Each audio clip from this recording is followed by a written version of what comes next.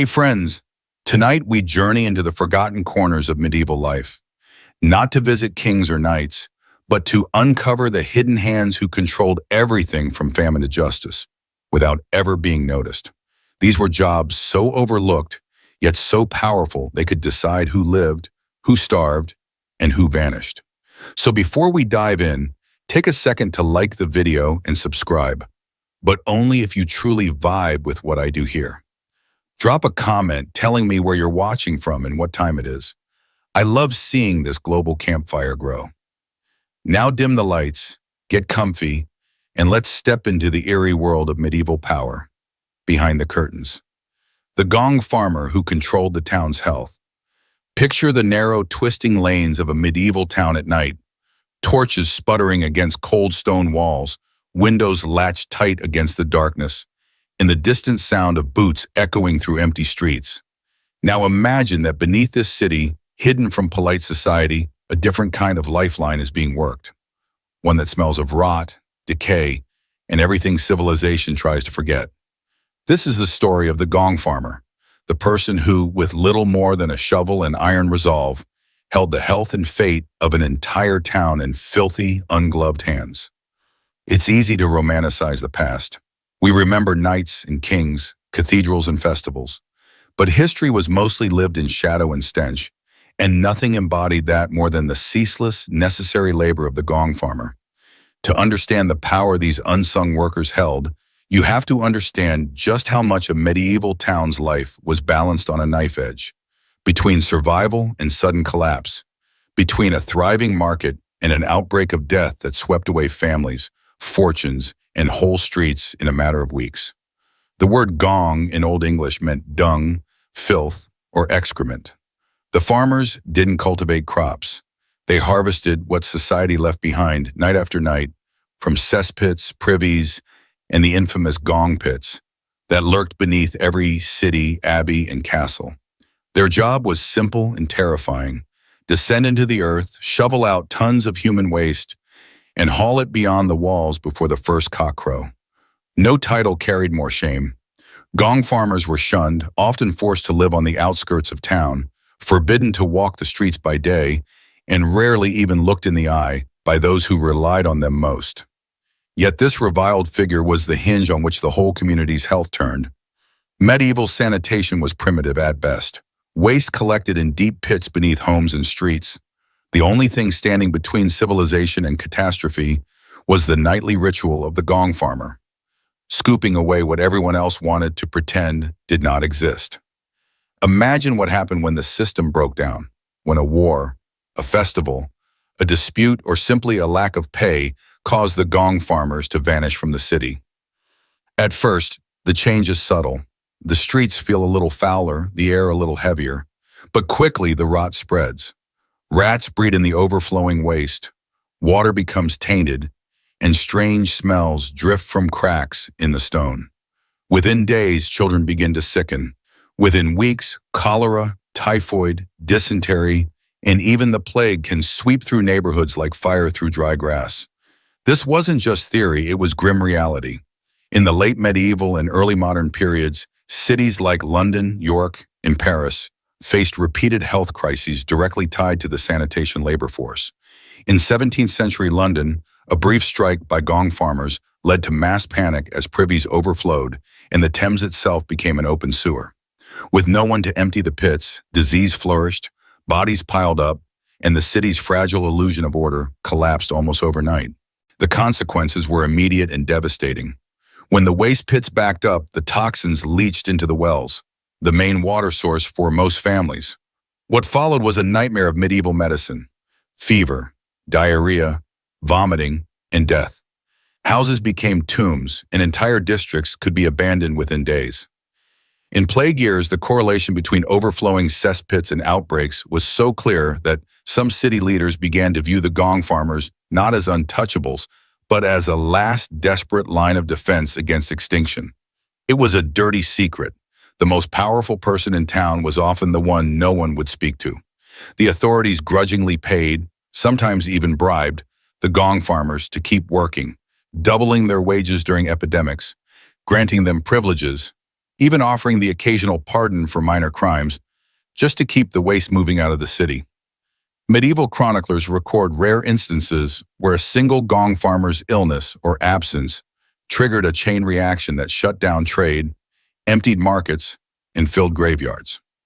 There are stories of rival towns poaching each other's Gong farmers, of desperate mayors dispatching soldiers to protect their sanitation crews, and even of riots breaking out when waste removal halted. Beneath the surface of every golden age, every flowering of culture, there was always this grim, indispensable trade. The power dynamic is staggering. The king might rule from his throne, the merchant from his counting house, but both were utterly dependent on the silent laborer below. If the Gong farmer failed, so did the city. No sanitation meant no clean water, no healthy children, no future. Civilization's foundations were not just brick and mortar, they were built on the nightly removal of everything that threatened to poison the living. The psychological weight on the Gong farmer was immense. Ostracized, feared, and yet essential, they lived double lives, part pariah, part savior. Some towns tried to make the job more bearable by giving small privileges, permission to carry torches at night, to wear masks, or to claim scraps found among the filth. But for the most part, they worked alone, in darkness, scraping out a living from humanity's most dreaded byproduct. Modern sanitation workers might drive trucks or monitor waste plants, but the echoes of the Gong farmer's legacy remain. The next time you flush a toilet, consider that for most of human history, it was the unseen, unloved, and unthanked labor of the Gong farmer that stood between order and oblivion. Without them, there is no civilization, just decay waiting for its chance. So the next time you walk an old city street, pause and listen. Under the cobblestones and ancient stones, there was another city once, a city of darkness and risk, where a single missing worker could mean the difference between life and death for thousands. In that world, the most powerful person was not a knight, a lord, or even a king, but the one who dared to climb down into the dark, shovel in hand, to keep the city breathing for one more day. And history is written not just in the deeds of the mighty, but in the silent, unending, necessary labors of the forgotten.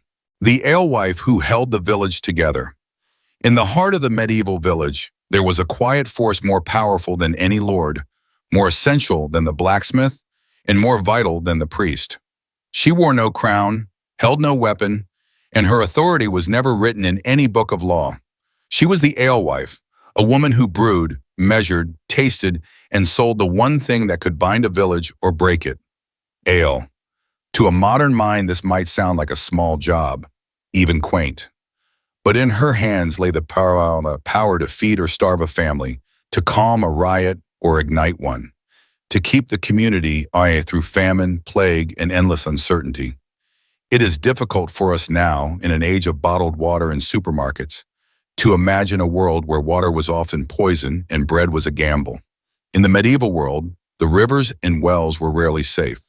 Water ran with the detritus of daily life, human waste, animal carcasses, the runoff of streets and fields. Typhoid, cholera, dysentery, these invisible killers lurked in every bucket and cup. Children died for drinking what they could find. The old became frail with every sip. Yet there was one drink that almost everyone could trust, one ancient alchemy that transformed death into life: ale. Ale was not just a drink, it was daily sustenance, a form of liquid bread. Every villager, from toddler to elder, drank it. Even infants, when mothers could not nurse, were given ale soaked in bread, for it was safer than milk or water. It contained calories, essential nutrients, and most importantly, it was free of the pathogens that haunted untreated water. Why? Because the brewing process, the boiling of water, the fermentation of grains, killed what water carried and left only what the body needed. But brewing was not simply a matter of boiling grain and hoping for the best. It was a living craft. And in England, Scandinavia, and much of Europe, it was almost entirely the domain of women. The alewife was not just a cook or a housekeeper. She was a chemist, an economist, a social engineer. Every batch had to be measured with the intuition of a healer and the caution of a gambler. If the mash soured, If the yeast failed, if the barley was moldy or the water tainted, illness would follow. Too weak, and the villagers would not have the calories to work or survive the winter. Too strong, and tempers would flare, leading to brawls or worse. If she sold it too cheaply, she and her children would go hungry. Too dear, and neighbors might turn on her, suspecting greed or sabotage. And so, each day before dawn, she worked in silence, listening for the boil, watching the bubbles, tasting the wort, praying the yeast would rise and not fail. Her livelihood, her very safety, rested on her skill and on the trust of the village. Imagine a medieval village, small, close-knit, always on the edge of disaster. Famine, plague, crop failure, bandit raids. These were not rare calamities, but expected rhythms of life. The alewife was the buffer, the lifeline. When crops failed and bread was scarce, villagers turned to ale for calories. When disease swept through, it was ale that kept them alive. When nothing else was safe to drink. When the Lord's taxes rose, it was the price of ale that decided if a family would eat or starve. In times of peace, the alehouse was the heart of village life, a place for gossip, for deals, for celebrations, and for collective memory. In times of strife, it was where hope flickered, where old wounds were debated and new bonds forged. But the position was precarious. The alewife was always at risk of suspicion. If a batch turned sour and illness spread, rumors would swirl. Was she careless? Or worse, had she cursed the brew? If a lord or churchman decided to control prices or ban brewing outside their walls, the alewife could be fined, pilloried, or driven out. Some alewives thrived, gaining status, property, even wealth. Others faced ruin at a whisper. In 14th century England, it was not unusual for an alewife to be fined multiple times a year for breaking local ale laws. Measures meant less to ensure quality and more to protect tax revenues and control the female economy. But the stakes went beyond money. Ale was at the center of riot and revolt. In the 1381 Peasants' Revolt, as in many uprisings, the price of bread and ale was the spark. When lords raised prices, or when a bad harvest drove ale out of reach, the village could erupt. There are records of entire communities gathering to protest, even riot, when an alewife raised her prices out of desperation. Sometimes the only protest they dared. She was the bellwether. If the alewife could afford to sell, hope remained.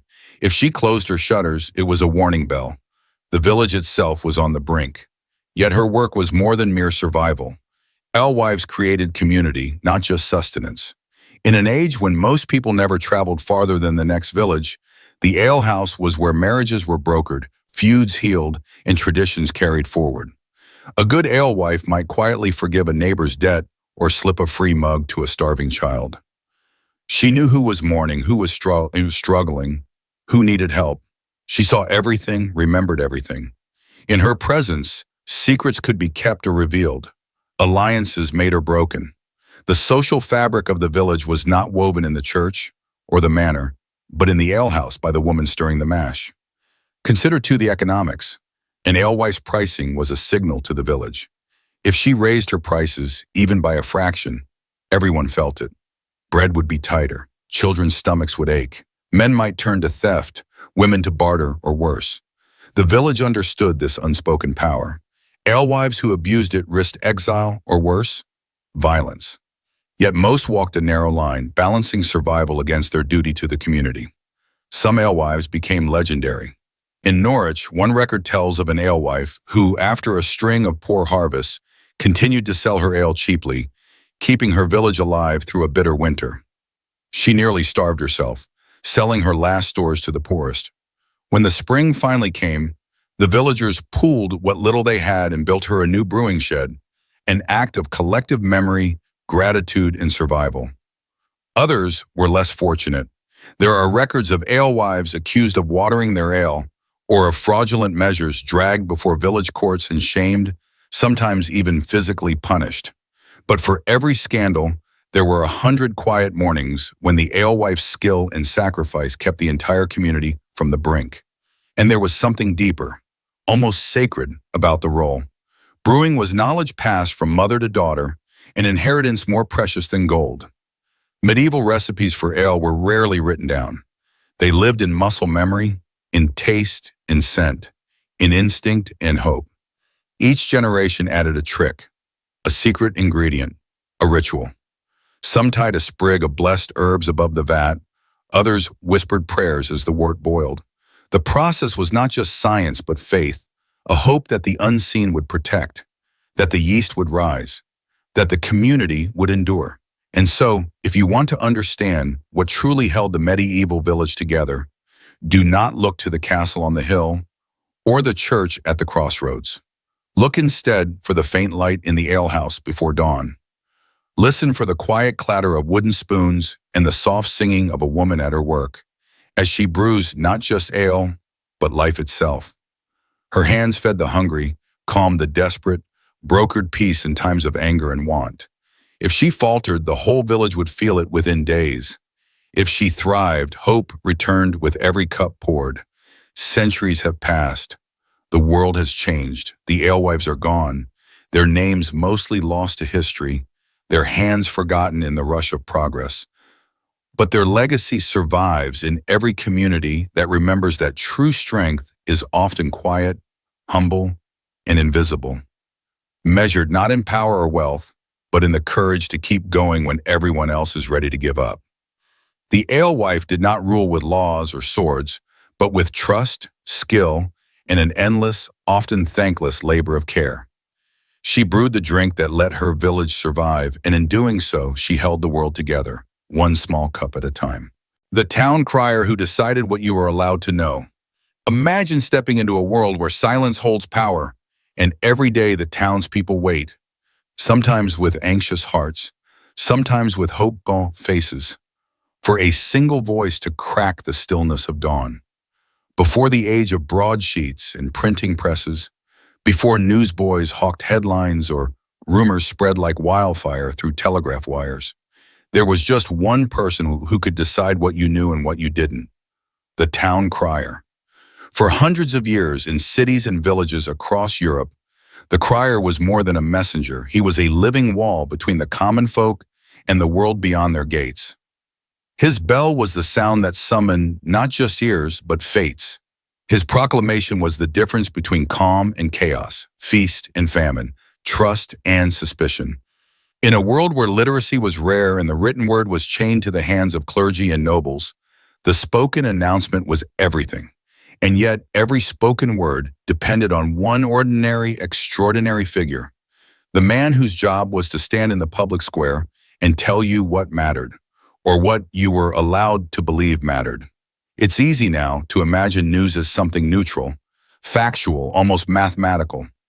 But imagine news was a performance and every truth was shaped by the performer's tongue. Town criers were appointed, but their loyalty was never truly certain. Their position was an uneasy one, trusted by the crown or the mayor, but always watched by the crowd. When the town crier raised his bell and called, "Oyez, oyez, oyez," from the Old French, meaning "hear ye," the town fell silent. In that silence, a kind of magic happened. The townsfolk became witnesses to the day's reality, a reality filtered, twisted, or even invented in the time it took to shout across the square. The earliest criers appeared as soon as there were towns to govern. The Greeks had heralds, and the Romans employed publicans and runners. But in medieval Europe, the crier became a permanent fixture. His announcements could be royal decrees, tax notices, changes in the law, news of wars or peace, or warnings of plague and famine. Sometimes he read out the names of the dead. Sometimes he shamed the living with public scorn. Every day, the town crier could alter the world by choosing how he delivered the words, and crucially, which words to deliver. When the crier spoke, he might linger on one detail and rush past another, his voice rising with outrage or softening with sympathy, shaping the public mood. A story of a distant war could be spun as a victory or a disaster, depending on who paid him, threatened him, or begged for mercy. And it wasn't just the facts. What mattered most was what the crier omitted. If the crier didn't announce a royal tax, many might never pay. If he failed to mention a new law, ignorance could excuse a crime. In some towns, the crier's silence could be bought for a price, and it wasn't always coin. Sometimes it was favors, sometimes secrets, sometimes a pint at the local tavern. The local elite understood, control the crier, and you controlled the narrative. Some monarchs used this fact ruthlessly.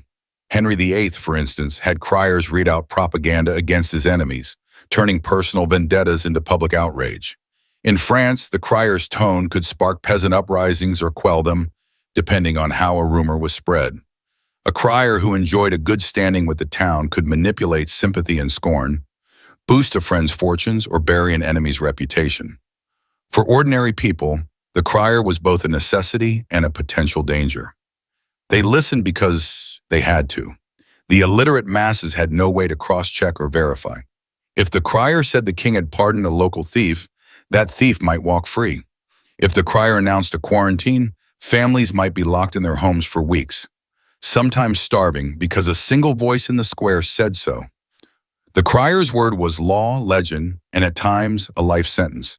He was supposed to read official scrolls verbatim, but who would know if he slipped in a warning, an exaggeration, or a lie? The few who could read might challenge him, but most would never dare. Bribes and threats were common currency for those who wanted to twist the crier's message. Local guilds might pay the crier to announce their market first or to smear a rival with accusations of fraud. In times of crisis, plague, famine, or war, town criers became even more powerful. Their voice could keep a town calm or drive it to riot. During the Black Death, rumors spread by criers about causes and cures could mean the difference between panic and a measured response. Sometimes the wrong words killed more people than the disease itself. It wasn't just about bad news. Joy and celebration, too, depended on the crier. When peace was declared or a new heir was born, the crier's tone shaped how the town would rejoice. A bitter crier could spoil a festival. A beloved one could turn even mundane news into a day for feasting. But always there was a sense that the truth was not entirely yours. You were, in a very real sense, at the mercy of the messenger's voice.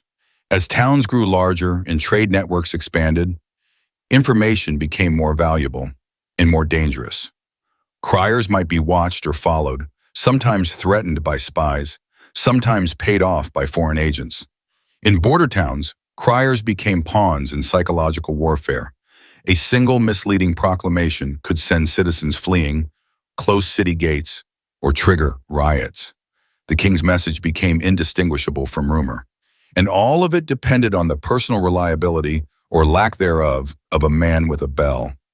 Eventually, the printing press would arrive, and with it, the rise of newspapers. But even then, for centuries, the crier remained. In rural towns and distant colonies, the bellman outlasted the printed page. The first newspapers weren't cheap or widespread. The crier was still the bridge between authority and the masses. Even in the 18th and early 19th centuries, town criers in England and America carried official announcements and read them aloud, often standing on a box in the center of town, surrounded by skeptical, hungry, sometimes angry listeners.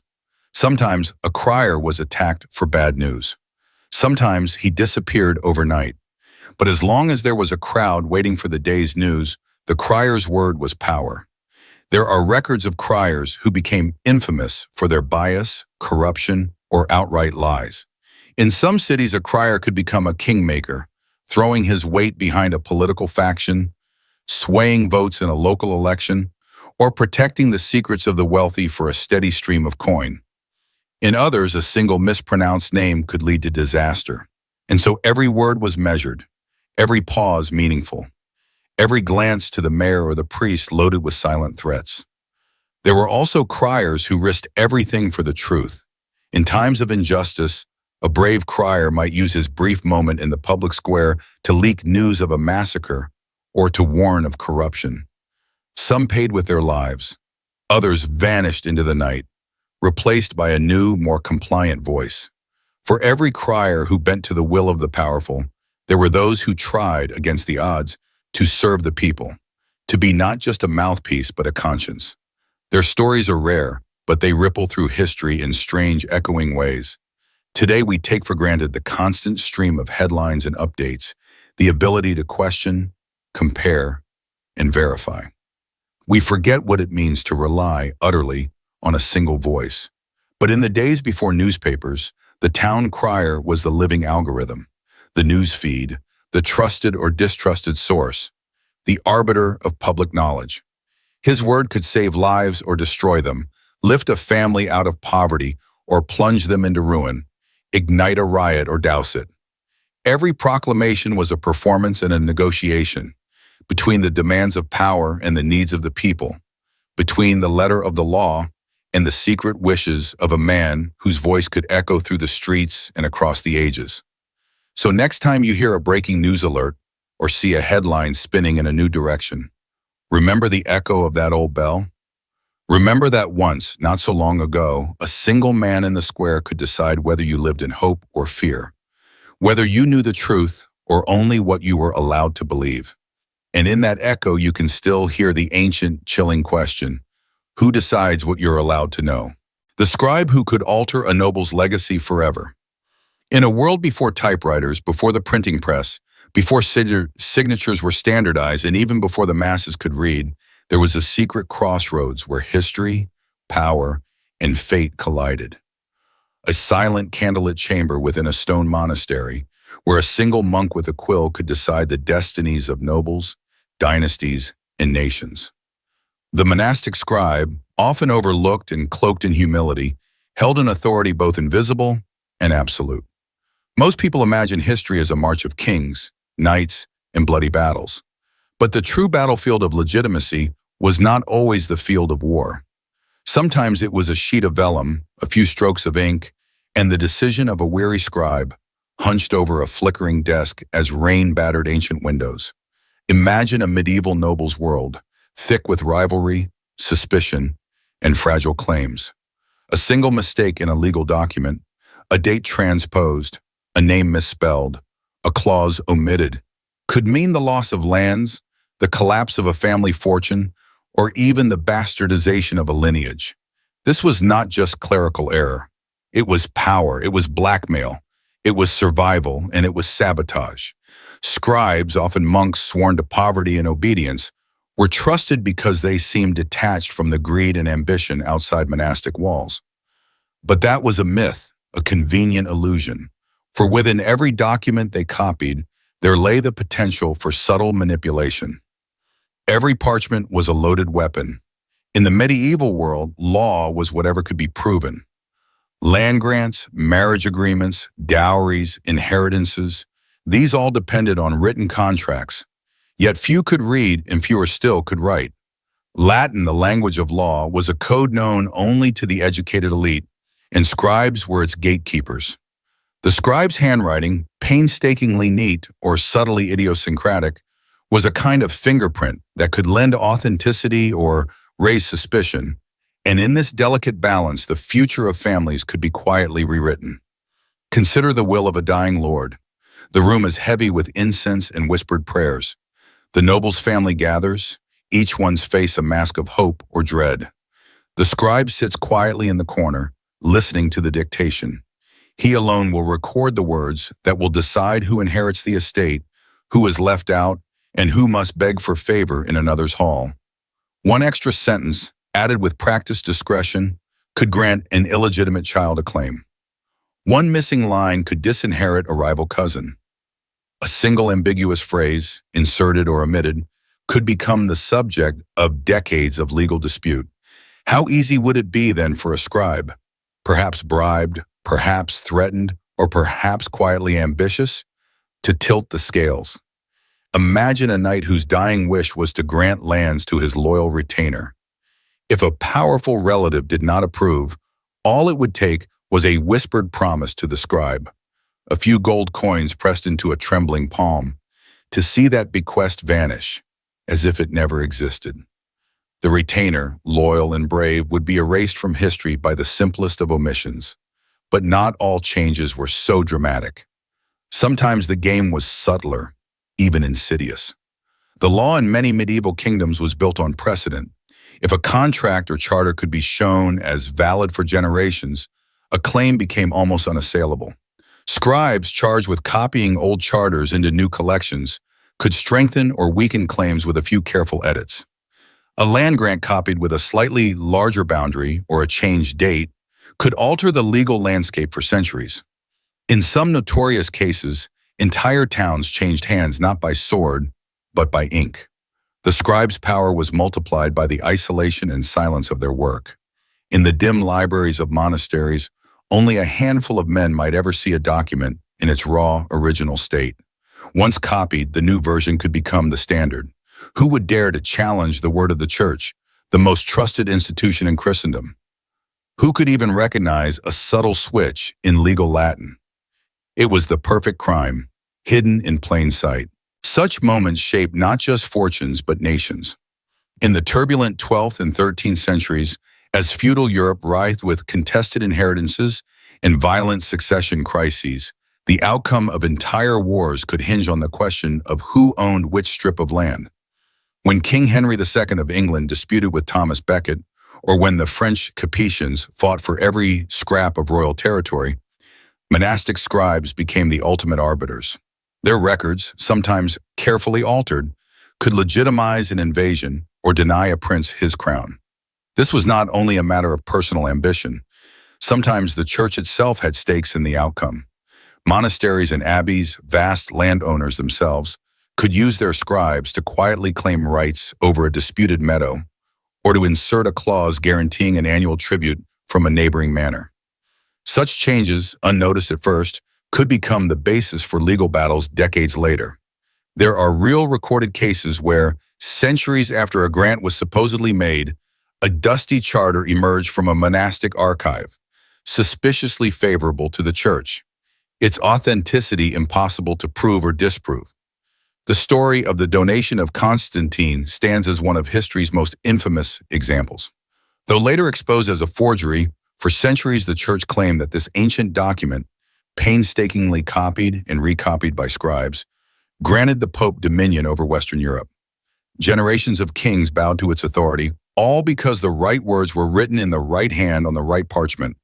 One document, one scribe's decision, and the power of empires was reshaped. But even on a smaller scale, the local scribe was feared and courted.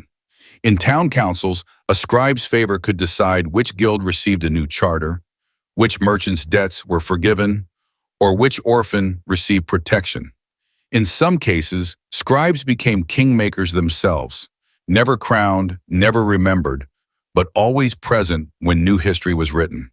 Their mistakes or their intentions could destroy or immortalize reputations. Of course, not every scribe was corrupt.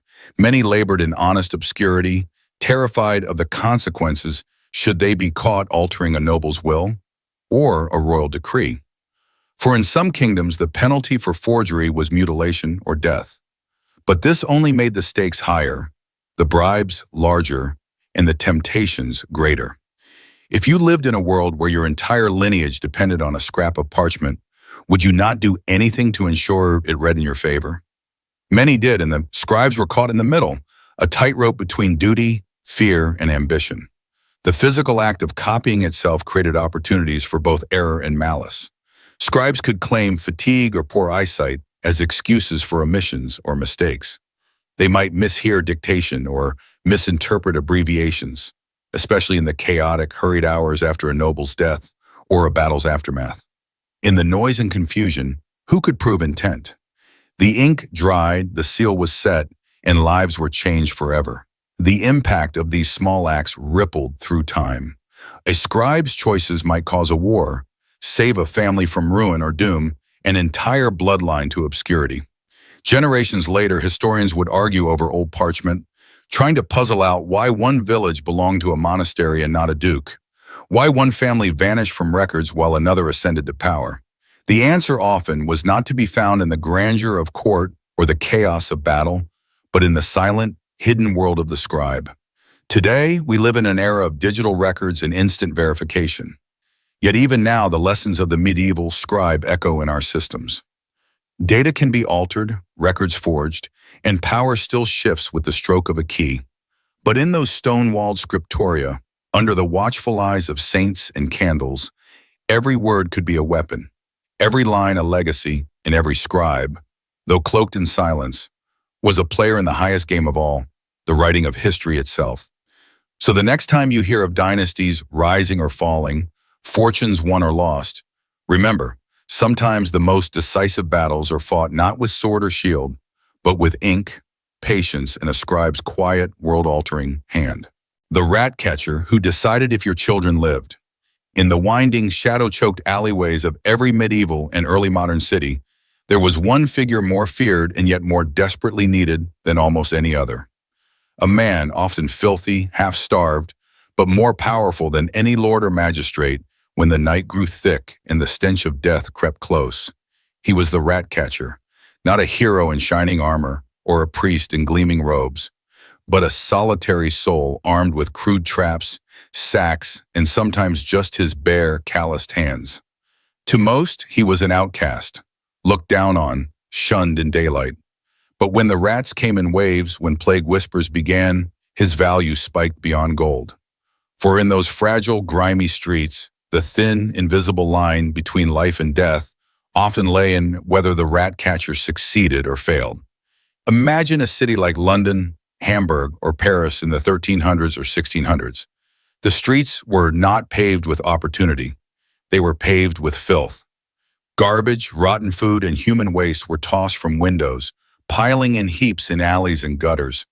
This was a banquet for rats, swarms of them nesting under floorboards, crawling through cellars, scaling walls, and creeping into beds at night. For most families, the sight of a rat was not rare. It was daily, hourly, constant. Children grew up to the sound of scratching paws and gnawing teeth, sometimes feeling the tickle of a tail across their feet as they slept. But rats were more than a nuisance. In their greasy fur, they carried the true terror. Fleas infected with Yersinia pestis, the Black Death. A single bite could doom a household, and when plague took root, it did not discriminate. The rich and the poor, children and elders, men and women, none could escape if the rats overran a block. People did not always understand how plague worked, but they knew. Where rats multiplied, so did death. Entire neighborhoods emptied in a week. Parents wept as they wrapped tiny bodies in cloth and carted them, weeping, to communal graves. And in the wake of this horror, the one figure everyone looked for was the rat catcher. The rat catcher's job was simple in theory, impossible in practice. For a handful of coins, he was expected to rid entire districts of an enemy that reproduced endlessly and vanished into cracks no human could reach. Armed with traps, wooden snares, spring-loaded boxes, or even barrels with bait and drowning pools, he stalked through homes, markets, taverns, and granaries. Sometimes he brought bons, or even ferrets trained to flush rats from their dens. Some catchers poisoned bread with arsenic, knowing it could kill a rat and maybe a careless child too. Others used pure muscle and nerve, snatching rats by the tail and swinging them into sacks or pails until the bag writhed and squealed. Every morning he brought proof, dozens, sometimes hundreds, of rat corpses. The city authorities often paid by the tail, but money was always tight, and sometimes, when coin ran out, the rat catcher's incentive faded. If he was paid late or less than agreed, or cheated out of his dues, there were consequences. Some catchers, desperate or vengeful, would simply release their catch on the doorstep of a city official's home, or worse, in the middle of the market. There are chilling records of rat catchers demanding their fee with sacks of live rats in hand, threatening to unleash chaos if denied. Yet as despised as he was, the rat catcher was the city's only true shield against invisible doom. When plague season loomed, when whispers of death floated on the wind, households scraped together whatever silver they could, begging the rat catcher to come quickly, to save their children, to keep the black swelling from their doors. In Hamburg in the 17th century, entire neighborhoods pooled their money, hiring rival catchers and setting them against each other, knowing that every rat killed meant a few more days of safety. In Paris, some catchers were even granted official uniforms and badges. So desperate were the authorities to curb the tide of plague. But not all rat catchers were heroes. Some played both sides, breeding rats in secret, or keeping nests alive so the city would remain desperate and their own work guaranteed.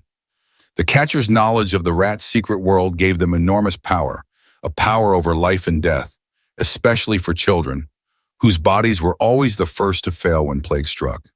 If a catcher disappeared, quit, or was driven out of town, the rats would surge. Death would follow. In one infamous case in Lyon, a single catcher's absence during a pay dispute led to an explosion in rat numbers. And within weeks, hundreds of children perished in a wave of sudden, unexplained illness. Behind every calm city square, every church bell ringing for morning prayers, lurked the silent dread of the rats. People did what they could. They covered food, raised beds off the ground, stuffed cracks with straw and rags. Some even placed mint or wormwood by their doors, believing it would repel the invaders. But nothing could match the skill of the professional rat catcher. To many, he was a magician, a sorcerer with an unspoken pact with the underworld. Some children watched him work with fearful eyes, half convinced he could speak to the rats or charm them with hidden songs. This was not just a story of cities long ago. Even as late as the 19th century, before germ theory was fully accepted, outbreaks of typhus and plague continued to terrorize crowded cities. In India, in the 1890s, the British authorities hired battalions of rat catchers, desperate to prevent the spread of disease in teeming colonial cities. The same cycle repeated. Too little pay, too many rats, and a single mistake or absence could ignite an epidemic. In these places, the rat catcher's daily rounds became a kind of grim insurance policy, one you never wanted to see fail. It is easy to imagine these men as simply dirty, desperate laborers, but look closer and you see something deeper. A man who holds the fate of hundreds, sometimes thousands, of lives in his rough, weathered hands. Every child who played safely in the streets, every mother who slept without fear of plague, every family who survived another harsh winter owed a quiet, invisible debt to the rat catcher. He was never invited to feasts or festivals, never thanked from the pulpit or the palace. But when death came knocking, he was the only one who could stand in its way. The legacy of the rat catcher is written in silence, in streets that didn't empty, in names that didn't appear on the plague rolls. His story is not in the chronicles of kings or the poetry of monks, but in the countless lives that continued unnoticed because someone did the dirty, thankless, and utterly essential work of fighting back the darkness, one rat at a time. So next time you walk through an old city square, listen. In the echoes of the past, you might just hear the faint, determined footsteps of the one who decided if your children lived or died, the rat catcher, guardian of the city's most fragile hope. The bell founder who controlled time itself. Imagine a world without clocks, where time is not measured by the silent ticking of machines, but by the thunderous voice of metal echoing across fields and stone streets. Imagine a city where every life, rich or poor, noble or forgotten, moves not to the rhythm of minutes and hours, but to the deep commanding toll of a bell that no one dares ignore.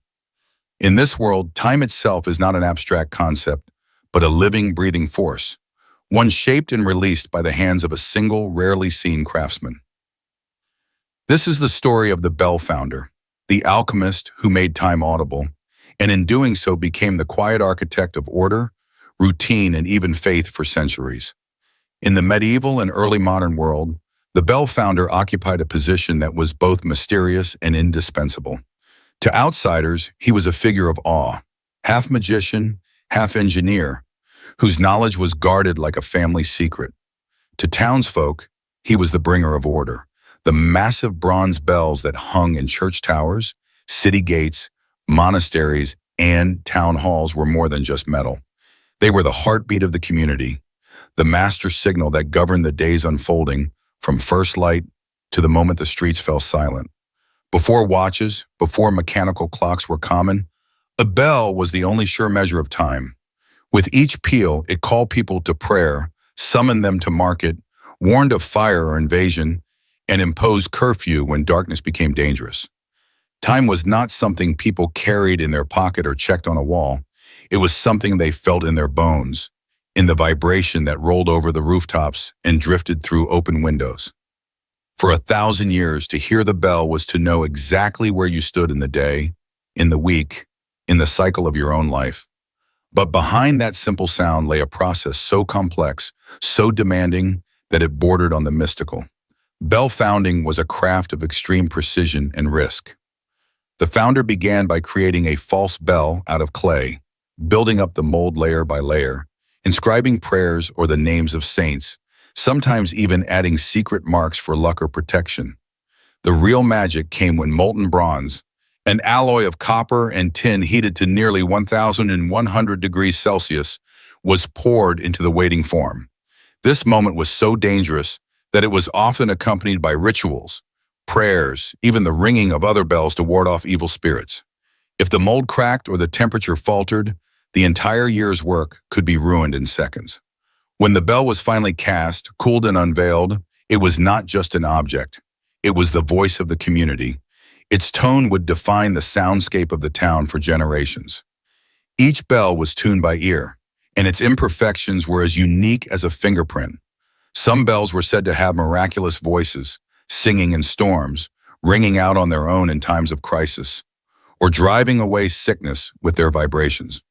But whatever their reputation, all bells did one thing: they regulated reality. Picture the daily life of a medieval villager.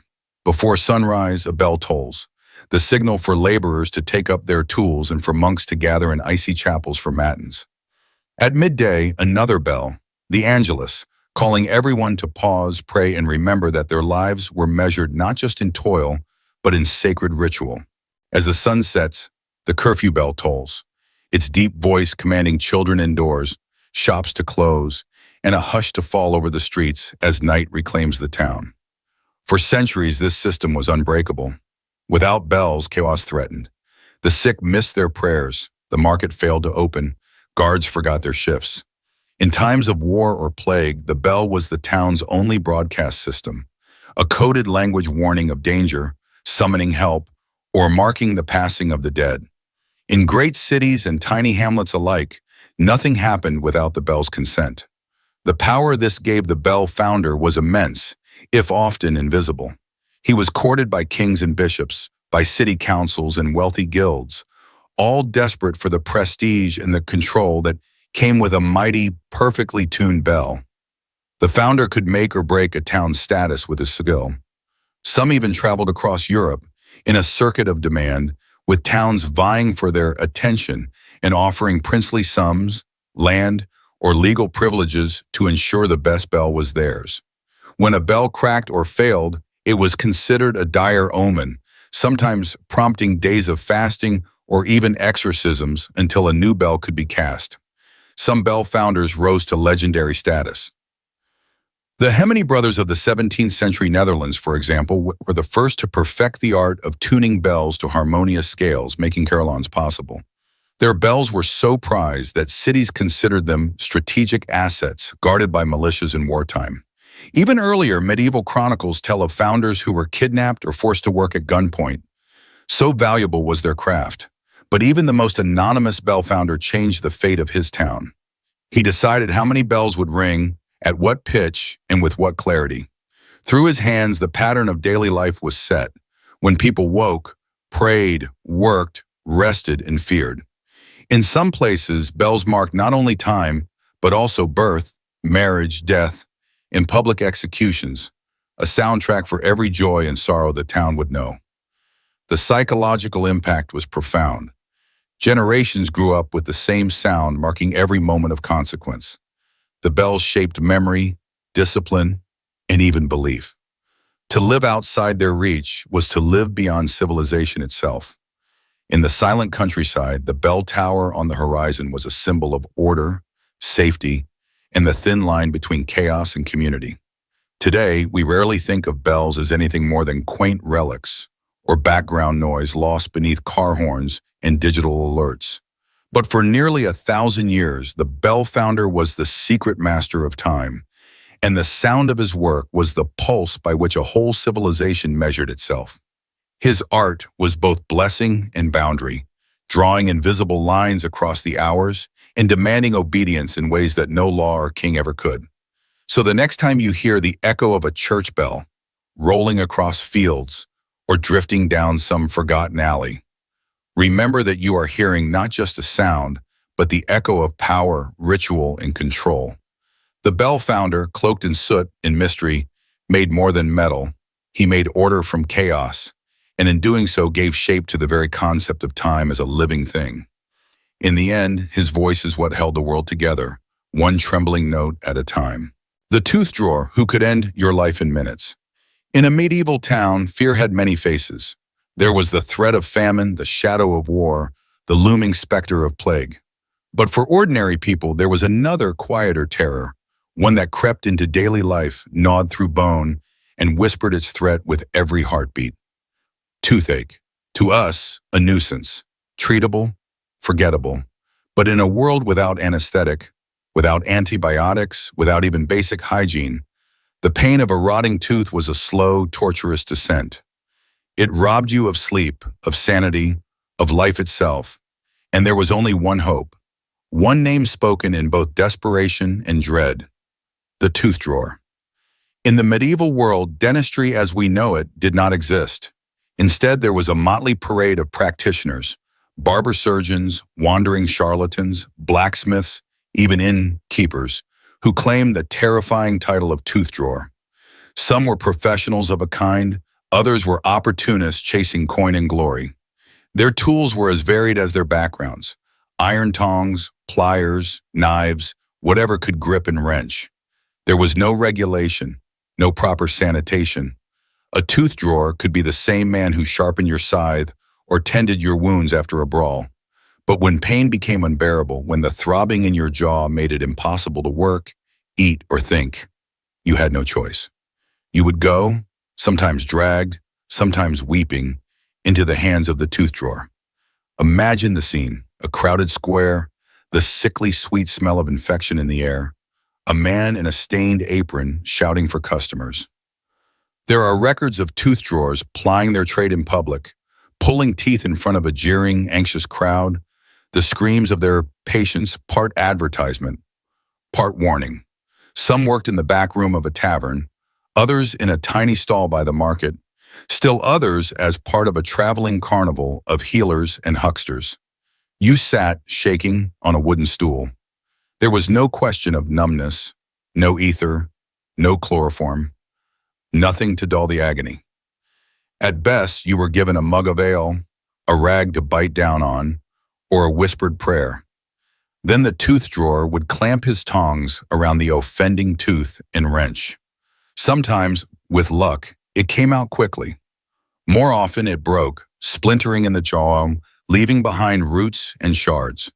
Sometimes the tool slipped, crushing surrounding teeth or tearing the gum. There was no care for gentleness, no knowledge of anatomy beyond what could be seen and seized.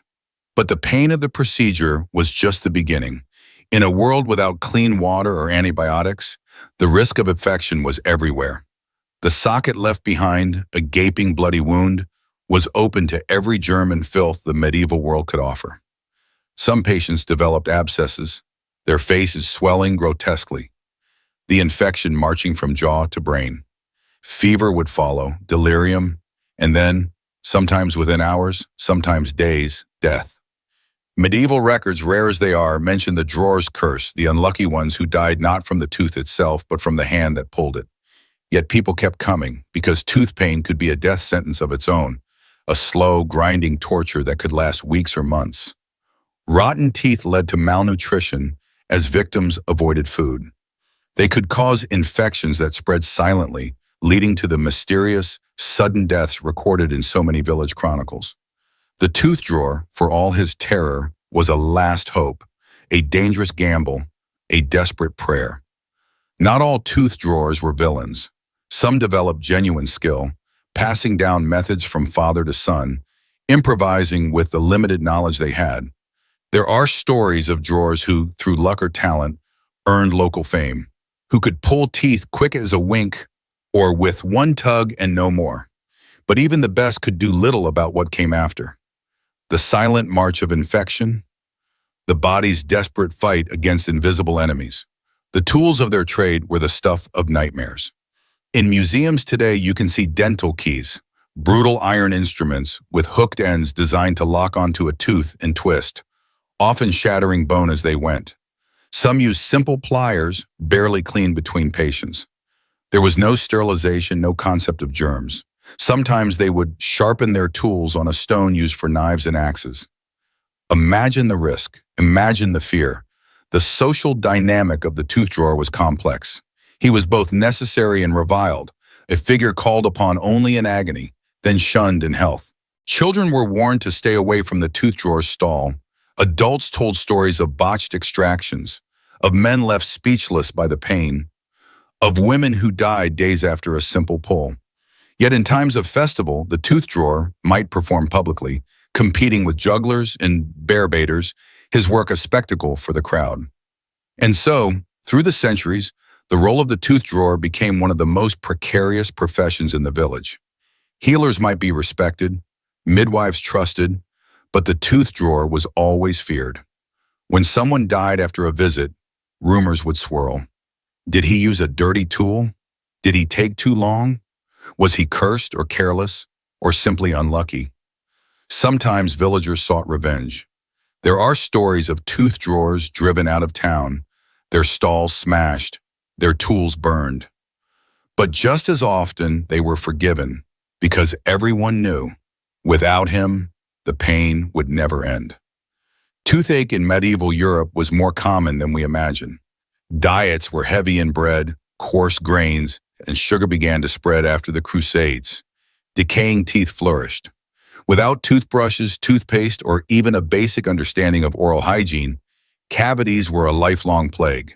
For the wealthy, there were imported powders and cloths to rub the teeth. For the poor, nothing but hope. Dental rot was not only a problem of pain, but of survival. It could lead to deadly infections, like Ludwig's angina, an illness that could suffocate a patient in hours, known to the terrified as the jaw death. The tooth drawer was also a symbol of the limits of medieval medicine.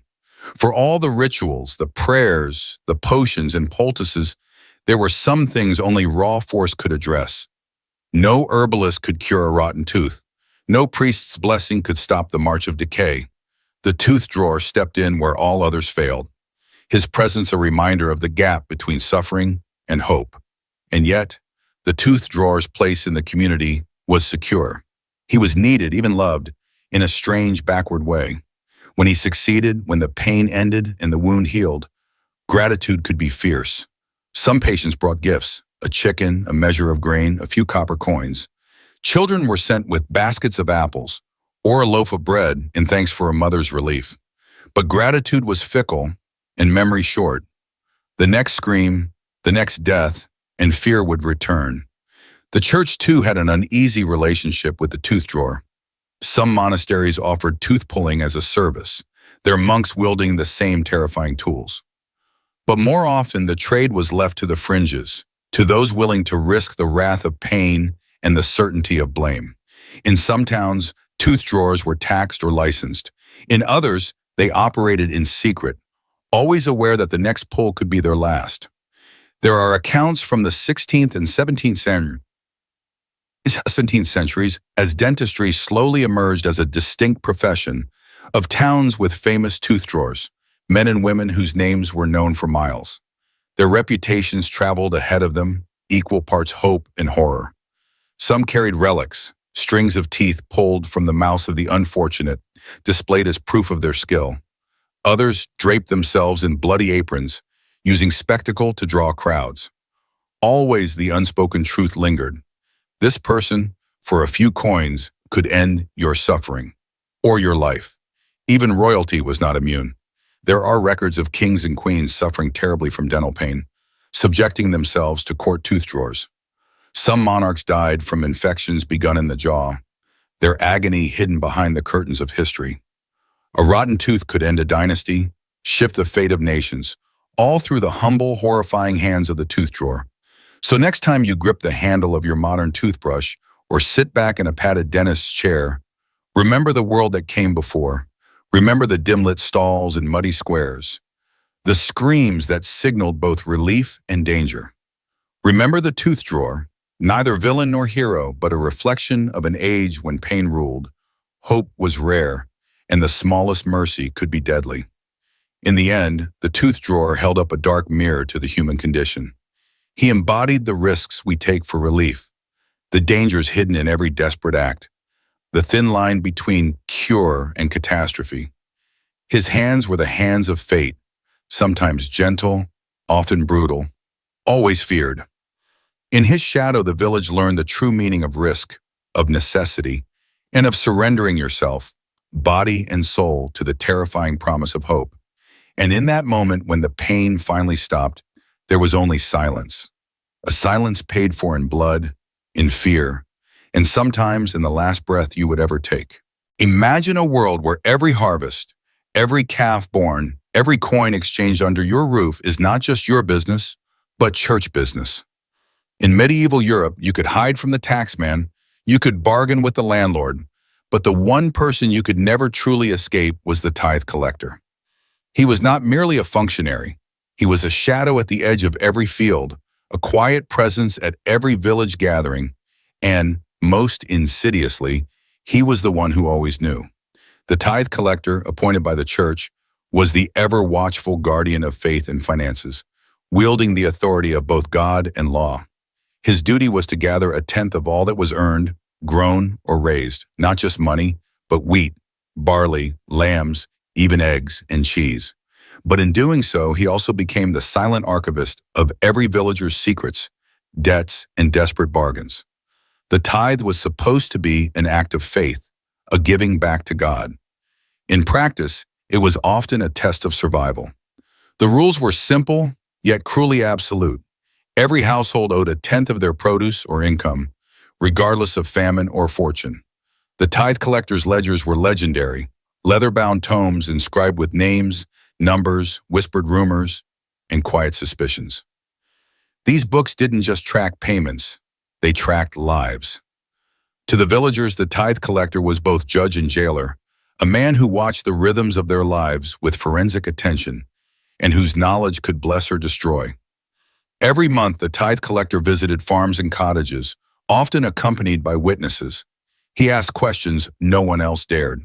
How many bushels this year? How many calves born? Had you leased your field? Had your eldest son taken work in a distant town and sent money home? Every answer was written down, and every omission was a silent risk. People quickly learned that the tithe collector's memory was long and his reach was inescapable. Hiding a portion of grain, selling a pig in secret, or failing to declare a windfall was not simply a sin against the church. It was an act of social suicide if discovered. For the tithe collector had more than records. He had eyes everywhere. The tithe collector's power came not just from his official authority, but from his omnipresence in village life.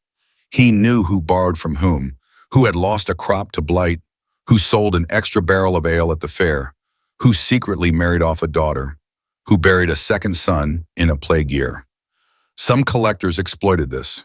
For a fee, paid not in coin but sometimes in kind, in favors, in whispered confessions, they might overlook a missed tithe or fudge a record. But most were ruthless, for their own fate depended on delivering the expected sums to the church. The higher the pressure from the bishop, the more aggressive the collector became.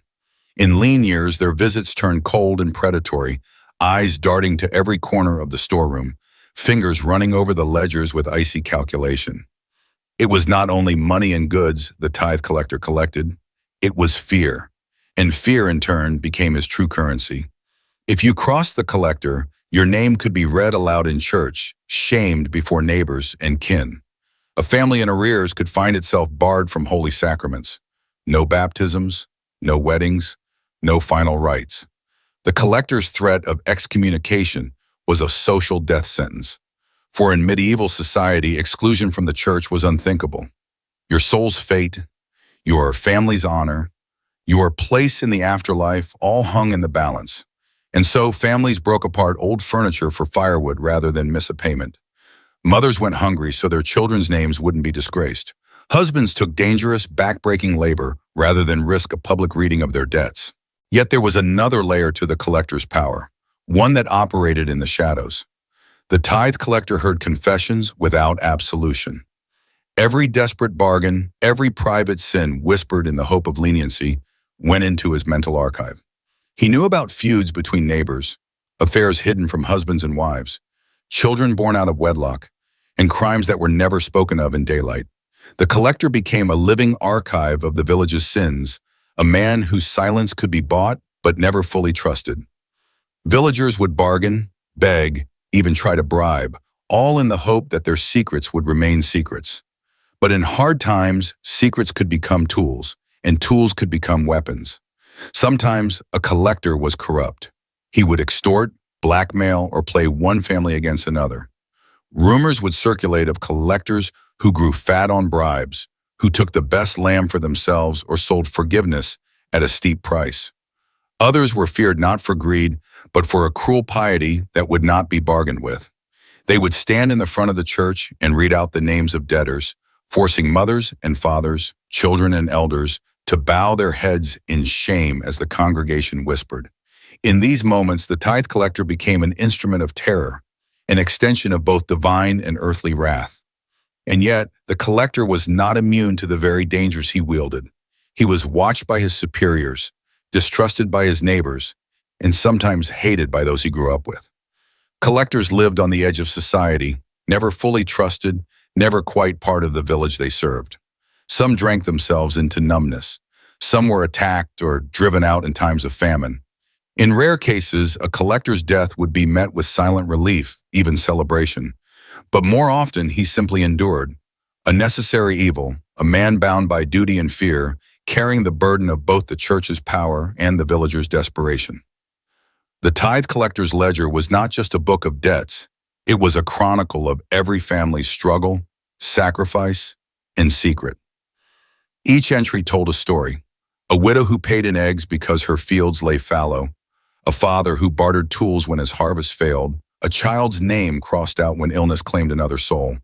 The collector saw the village's suffering, but his role was not to offer comfort. He was there to collect, to record, and to remind. Every year the ledgers grew heavier, and every year the collector's knowledge became more dangerous. This is why the tithe collector became the most quietly feared man in medieval society. His knowledge was absolute, his reach inescapable. In an age when privacy was rare and community everything, the collector could unravel a family's honor or destroy a person's reputation with a word. Yet even he was trapped, a man who, in serving God and church, often became estranged from both. For in every coin handed over, in every bushel measured out, in every secret whispered, in every threat delivered, the collector bore witness to the cost of survival. He knew that every debt was more than numbers. It was a mark on the soul of the village itself.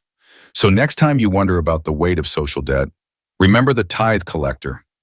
In his shadow, generations learned that survival meant more than toil or faith.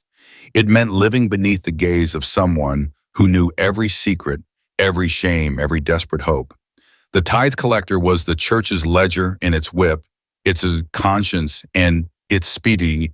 And in his presence, you realized, in a world ruled by debts, the one who kept the books held the power of life, death, and memory itself, the tithe collector, who knew every secret debt, the falconer who controlled royal surveillance. In the golden haze of medieval courts, where every gesture and whispered word could tilt the balance of kingdoms, there stood an unlikely master of intelligence, a figure draped in leather gloves and cloaked in the feathery majesty of hawks and falcons, the falconer. History paints him as a mere keeper of birds, a trainer of flight and spectacle for bored nobles. But this image, like many echoes from the past, hides a stranger truth.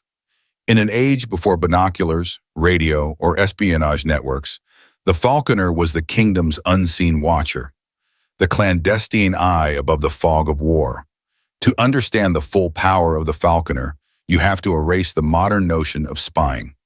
Imagine a battlefield in the 13th century, raw, unpredictable, teeming with dust and the thunder of hooves. Armies encamped over miles, hidden in woods, behind hills separated by rivers or smoke. No one had the eagle's view, but the birds themselves, and so the falconer and his avian companion became the living satellites of medieval intelligence. A royal falconer's training began in secrecy and ended in mastery. He did not just teach his birds to hunt. He taught them to soar high, silent, unseen, and to return with more than just prey. It's almost unbelievable, but there are accounts and chronicled suspicions of falconers teaching their birds to circle above enemy camps, memorizing troop formations, or to swoop and return with scraps of cloth, messages, or even insignia plucked from abandoned tents. The trained falcon, a living drone, could cross front lines with impunity. No guard could halt a bird's flight. No sentry could question its loyalty. In the high-stakes games of medieval diplomacy, information was everything. The placement of a single cavalry unit, the movement of baggage trains, the sight of royal banners, these details decided war and peace. Spies on the ground could be caught, tortured, or killed. But a falcon returning to its handler with something clutched in its talons could tell a king more than a dozen scouts. Nobles soon realized the power hidden in these birds, and falconers themselves became some of the most closely guarded servants at court. Their loyalty was often secured by gold, fear, and the knowledge that their unique skill was as irreplaceable as it was dangerous. There are stories preserved in the uneasy silences of royal records of falconers who shifted the tides of battle. In the Wars of the Roses, for example, a falconer's report, supposedly gained through a high-flying bird's vantage, alerted the Yorkist leaders to a surprise Lancastrian ambush, saving thousands of lives and turning defeat into victory. In the Holy Roman Empire, falconers in service to the emperor were rumored to have trained their birds to fly over enemy siege works, then return, their feathers dusted with the distinctive ashes of foreign campfires, a silent, irrefutable signal that the enemy had moved. Falconers worked in shadows and sometimes in plain sight. During peacetime, their birds provided spectacle, plummeting stoops at the royal hunt, astonishing flights above the crowd. But even in these public displays, falconers watched faces, read gestures, and delivered secret messages using their birds as couriers. The bird, always above suspicion, could cross borders or city walls when men could not. Yet this power came at a cost. A falconer who betrayed a secret could doom an entire army. More than one medieval lord demanded that his falconer be a family member or held his family hostage to ensure obedience. The penalty for treason was absolute, death, and often a slow one. The falconer, though he walked in the daylight among nobles, was also a ghost, living on the edge of trust and terror. The science behind falconry was a jealously guarded art. Methods of training, the selection of birds, the hidden commands and signals. These were passed down only to the most loyal, and often only by word of mouth. Birds that failed were quietly culled. Those that succeeded became legends in their own right, named in chronicles alongside their handlers. There's a subtle irony in the falconer's world. While he wielded such surveillance power, he remained forever at the mercy of his birds. A sudden storm, a startled hawk, a lost lure, any small misstep could ruin a campaign or cost him his life. For every celebrated return, there was also the slow agony of a bird that did not come back, leaving its master to face the wrath of kings. The falconer's gaze, like his birds, had to be sharp and far-reaching, always reading the winds of fortune. It wasn't only in Europe. Mongol Khans, Arab sultans, and Chinese emperors all understood the dual use of falconry: food and information, spectacle and secrecy. Genghis Khan's falconers rode at his side, sending birds high to scout the endless steppes for enemy movements. In the Islamic courts, trained birds were rumored to deliver coded messages between allies and rival cities. The medieval world, divided by distance and language, was united by this silent, soaring network of eyes. And yet, with all this power, the falconer was rarely remembered in the songs of conquest or the histories of kings. His was a life in the margins, dangerous, essential, and easily erased if his secrets ever failed to serve the throne. Even now, the image of a man with a bird on his wrist seems benign, but every feather was a page in a secret history. Every flight was a surveillance mission. Every falconer was a living, breathing paradox, visible, celebrated, yet always shadowed by suspicion. In an age where a single rumor could ignite a war, the falconer's craft was nothing less than a weapon of kings. When you picture the grand tapestry of medieval intrigue, look again at the falconer in the background, in the silent command between man and bird, in the unseen arc of a flight above enemy lines. lay the fate of battles, the rise and fall of kingdoms, and the silent art of watching, knowing, and controlling without ever being seen. The almoner who decided who starved and who ate. In the echoing stone halls of medieval abbeys and great manor houses, one figure moved quietly, almost invisibly, through the daily rituals of power, piety, and survival. The almoner. To most, he seemed little more than a humble servant, robed, reserved, head bowed, a figure at the margins of grand processions and ceremonies. But look closer, and you'd find a man holding an authority as absolute and as quietly devastating as any lord or bishop, because the almoner decided who starved and who ate. His task, outwardly simple, was in fact charged with consequence: to distribute alms, food, money, bread, scraps, old clothes, sometimes even bits of fuel, to the poor at the gates. In a world where famine struck not in decades but in years, where a bad harvest or a lost wage could doom a family, the difference between life and death was often a handful of coins or a hunk of stale bread. And every day the almoner stood between the desperation of the hungry and the resources of the powerful, serving as both gatekeeper and, in truth, a kind of judge. Most people today imagine charity in medieval times as a kind of automatic kindness, a gentle Christian duty performed with equal hands to all. But the truth was infinitely messier, harsher, and fraught with human weakness. The almoner was a product of his world, of his training, beliefs, and above all, his personal mood and morality. While the ideal was impartial generosity, the reality was favoritism, grudges, judgments, and invisible lines drawn between the deserving and the undeserving poor. Picture a line at the monastery gates, mothers with thin children clinging to their skirts, old men with weathered faces, widows, cripples, laborers, orphans. Each waited in hope and dread for the almoner's glance. One day the almoner, perhaps feeling merciful or inspired by a sermon, might open the storehouse wide, pressing cheese and bread into every waiting hand. Another day, with fewer resources or after a sleepless night, he might distribute nothing but harsh words and suspicion, sending entire families home to hunger. This power, this ability to tip the scales of fate, was immense. Records from medieval England, France, and Spain all tell of the silent, terrible sway almoners held over entire communities. There are stories of almoners who fed their friends, their distant relatives, or those who could offer small bribes or favors in return. Others, devout and inflexible, would interrogate the poor about their prayers, attendance at Mass, or even gossip heard in the town, before deciding whether to grant them charity. Sometimes a single careless comment could mean a week of starvation. A whispered rumor of sin or sloth might see a widow and her children turned away, their lives at the mercy of a single man's judgment. For the poor, the almoner's moods became as vital and mysterious as the weather.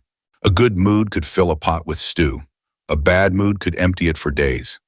There were even strategies among the desperate, arriving early, dressing in particular rags, sending the youngest or the oldest to plead, hoping to touch the almoner's heart or sense of duty.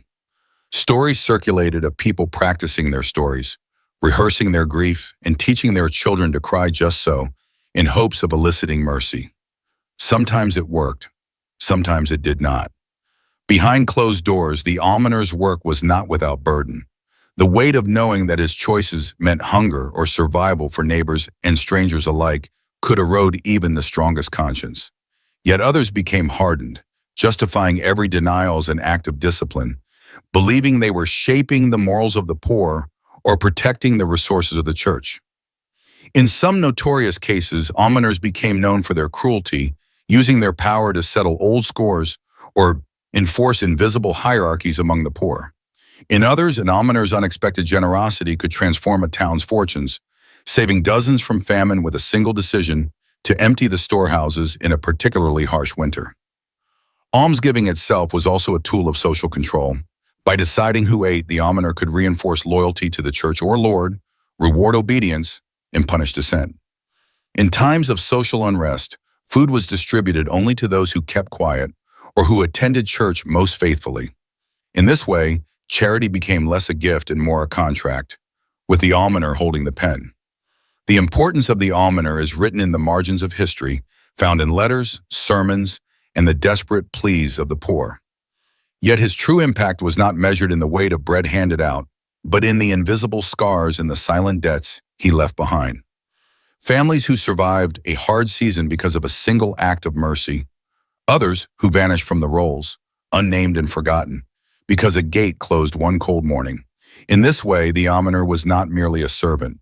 He was a quiet kingmaker, a judge in the court of hunger, a shadowy figure who could shape a generation's survival. His story reminds us that history is not just the march of kings and armies, but the sum of small, unseen choices, of hands that give or withhold, of lives built on the uncertain promise of a stranger's mercy.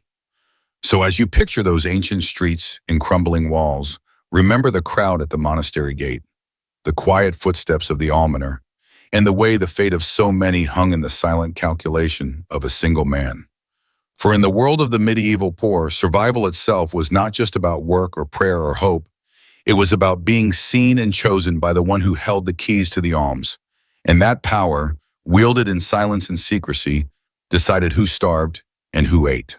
The plague doctor who chose who to quarantine. In the memory of every city touched by plague, there walks a figure both feared and mythic. A shape in black, face hidden behind a mask shaped like a bird's beak, moving through silent streets when everyone else has locked their doors in terror. This is the plague doctor, the most recognizable and misunderstood symbol of Europe's darkest centuries. But to understand who these doctors really were and the power they wielded, you must first imagine a world where death is everywhere, invisible, and sometimes delivered not by fate or nature, but by the hand of a single masked stranger. Picture a city in the grip of plague. The air is heavy with fear. The bells never stop ringing. News of death spreads faster than the disease itself. First a cough behind a shuttered window, then a whole family missing from morning prayers, then black crosses appearing on doorways up and down the street. No one is sure how the plague moves. No one is certain how it chooses its victims. But everyone knows that when the knock comes at midnight, it is the plague doctor who stands on the threshold, a messenger not of hope, but of decision.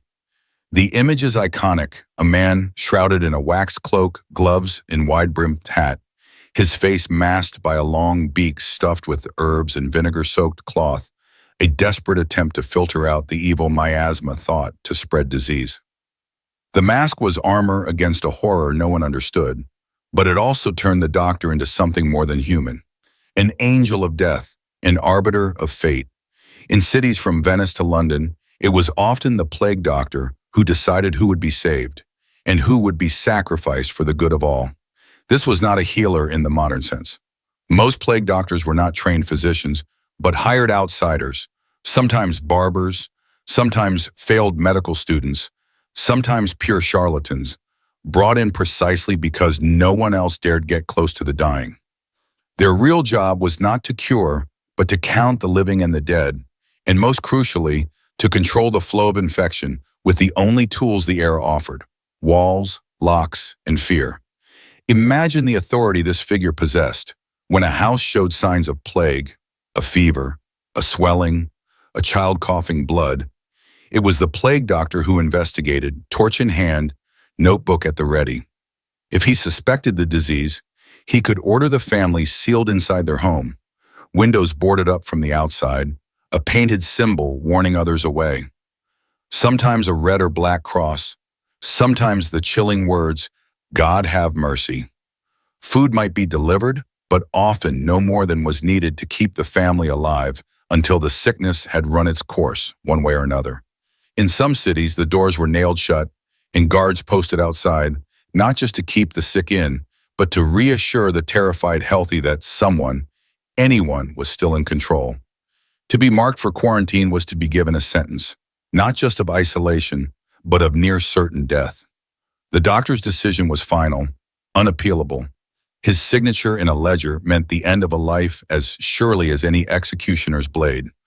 Sometimes entire tenements, blocks, or even villages were ordered into lockdown based on a handful of symptoms and a moment's judgment.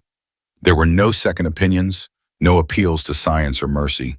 The needs of the many outweighed the fate of the few, And so the masked man became a force of destiny, sometimes compassionate, sometimes careless, sometimes just desperate to stem the tide. For the families inside, the consequences were as psychological as they were physical. Quarantine was a living death, children separated from parents, friends forbidden to visit, the sound of the world moving on without you. Despair, panic, and violence followed. Some families tried to bribe the doctor, some begged to be spared, others broke windows or clawed through walls in a frantic bid for escape. But the system held. For most, there was nowhere to run, and no one would offer sanctuary to those marked by the plague doctor's sign. The power these doctors wielded was immense, but it was also a heavy burden. Many were despised, threatened, or even murdered by the desperate and grieving. Others grew numb, performing the rituals of quarantine and record-keeping with grim efficiency, knowing that most of the people they saw would not survive the week. In rare cases, a doctor might be moved by pity, quietly ignoring a minor symptom, or risking his life to comfort a dying child. But more often, the work was mechanical, a dark arithmetic of survival. This house sealed, that house spared, the city's fate balanced on decisions made in moments of exhaustion and fear. History remembers the failures, plague doctors who caught the disease themselves and died horribly, or whose drastic quarantines did nothing to halt the spreading death. We remember the futility, the beaked masks, the pomanders, the potions and bloodletting that did nothing against a microbe still centuries from being discovered. But we forget the terrible necessity of what they did. Without these figures, however flawed, cities would have collapsed in panic, and the dead would have outnumbered the living far sooner. They gave the illusion of control, sometimes all that stands between civilization and oblivion. There are haunting stories, lost in old chronicles, of the plague doctor's role as both judge and witness. In some places, he was tasked with making wills, settling debts, or comforting the dying with the last rites. In others, he was followed by a scribe or bailiff, recording every decision in ledgers that would later be burned for fear of infection. His presence was both a curse and a comfort, proof that someone still walked the empty streets, still cared enough to keep count, to carry the burden of choosing who must be locked away for the chance that others might live. Today, the mask of the plague doctor is a symbol of horror, a Halloween costume, a meme, its true meaning forgotten. But its eyes once saw the end of worlds, and its voice once had the power to draw a line between hope and hopelessness. The next time you hear of quarantine, lockdown, or public health, remember the masked doctor moving through a silent city, knowing that with every door he marked, he decided who would remain inside and who would be lost forever. In the darkest hour when knowledge failed and only fear remained, it was this figure, masked, anonymous, and all too human, who stood at the crossroads and chose again and again which lives to risk and which to seal away, for the fragile chance that morning might come again. The miller who controlled everyone's bread supply. In the medieval village, power didn't always wear a crown. It didn't always carry a sword or ride a horse. Sometimes it stood quietly near the river, beneath the groan of wooden wheels and the endless turning of stone. Sometimes it wore flour-stained hands and a crooked smile. Sometimes power looked like a miller. He was not a lord, he wasn't a priest or a knight, but he controlled something far more critical than sermons or swords: the food supply. Without him, grain remained grain. Without him, no one ate bread. And in a world where bread was survival, the miller held the entire village in his palm. Every man and woman in the village depended on flour. They brought their sacks of barley, wheat, and rye to the mill, not because they wanted to, but because they had no choice. The millstone was not just a tool, it was a gatekeeper. Grain could not be eaten whole. It needed grinding, breaking, softening, transforming. And this transformation wasn't free. The miller took his multure, a portion of every sack, as payment. Not coin, but grain. Enough supposedly to justify his labor and maintain the mill. But how much was fair? And who could stop him if he took more? The answer was no one. In most cases, the lord of the manor owned the mill. It was built beside water, driven by current or wind, a marvel of medieval engineering. But it was the miller who ran it. He greased the gears, kept the stones aligned, knew when the water wheel needed patching. To the villagers, he was both technician and tyrant. And as long as he kept flour flowing, the Lord looked the other way. But if the miller slowed his work, prices rose. If he diluted the flour, mixing in husks, chalk, or even powdered bones, hunger followed. If he delayed grinding by days, bread vanished from tables. The baker's oven went cold. The marketplace thinned. Stomachs growled. And soon people talked. Because in a medieval village, news traveled fast. But suspicion traveled faster. There are records, many in fact, of millers being accused of corruption, stealing grain, using rigged scales, setting aside the best flour for the wealthy while giving poor villagers a bitter, gray mix of dust and disappointment. But these weren't just rumors. Across Europe, from England to France to the Low Countries, court rolls and manorial records show repeated fines, warnings, and even arrests. And yet, the millers endured. Because even if everyone hated them, no one could replace them. And in times of crisis, when harvest failed, when taxes rose, when war or plague knocked at the door, it wasn't the castle or the church that villagers turned to first. It was the mill. Would it keep running? Would the flour be fair? Could they afford even a coarse loaf of rye? The danger was always there. One selfish decision from the miller, one hike in fees, one delay in grinding, and the village tipped toward chaos. Bread was the baseline of life. It wasn't a luxury. It was 60 to 80% of a peasant's diet. Without it, they could not work. Children weakened, tempers frayed, and rebellion smoldered in silence. Historians speak of bread riots, of mobs storming mills, dragging out the miller, sometimes even destroying the wheel or the grinding stone itself. A radical act, like destroying the village heart to stop the bleeding. In England, during the Great Famine of 1315 to 1317, and again in times of plague and war, there were reports of millers being lynched or forced to flee. Not for treason, not for murder, but for withholding what people needed most, flour. But not all millers were thieves. Some were trapped by the system themselves, pressured by lords to increase revenue, to pass along taxes in the form of extra multure. In some villages, the lord demanded a portion of every grain and sack himself, turning the miller into a middleman of feudal extortion. If the peasant complained, it was the miller's name on their lips, not the lord's. And yet, in their own strange way, the millers were also craftsmen. They understood the rhythm of grain, the pressure of stone, the whisper of dust in the air. A good miller knew when the stone was too hot, when the grind was too fine. He knew the smell of mildew and damp grain, the taste of good rye, the weight of honest wheat. He could hear a cracked gear in the wheel before it failed. He could balance stone on stone, water on flow, weight on wind, and in that delicate balance, bread was born. The mill, too, was a place of mystery. It groaned and sighed with unnatural sounds. Water roared beneath it. Gears creaked. Stones spun endlessly, grinding life and death between them. Children feared the mill. They told stories of spirits in the wheelhouse, of men ground up for cheating the Lord, of shadows that walked when the stones turned at night. And the miller, often solitary, often grim, became a figure of fear and superstition. Was he hiding extra grain in the walls? Did he weigh flour with cursed stones? Was his wife a witch? It's no wonder that medieval literature, from Chaucer to village ballads, portrays millers as schemers, tricksters, immoral and cunning, because real fear breeds myth. And yet, there were millers who earned trust. In some parishes, they were respected. The villagers brought gifts, not out of fear, but gratitude. During hard winters, a good miller might grind for free. He might share his best flour with a starving widow, delay his own fee until spring. But even then, the power remained. The unspoken truth, he could change everything, with just a twist of stone. The role of the miller didn't die with the medieval period. As the Renaissance dawned, as windmills dotted the Netherlands, as watermills expanded across Europe, their power shifted, but never vanished. Even into the 18th and 19th centuries, millers remained gatekeepers of survival.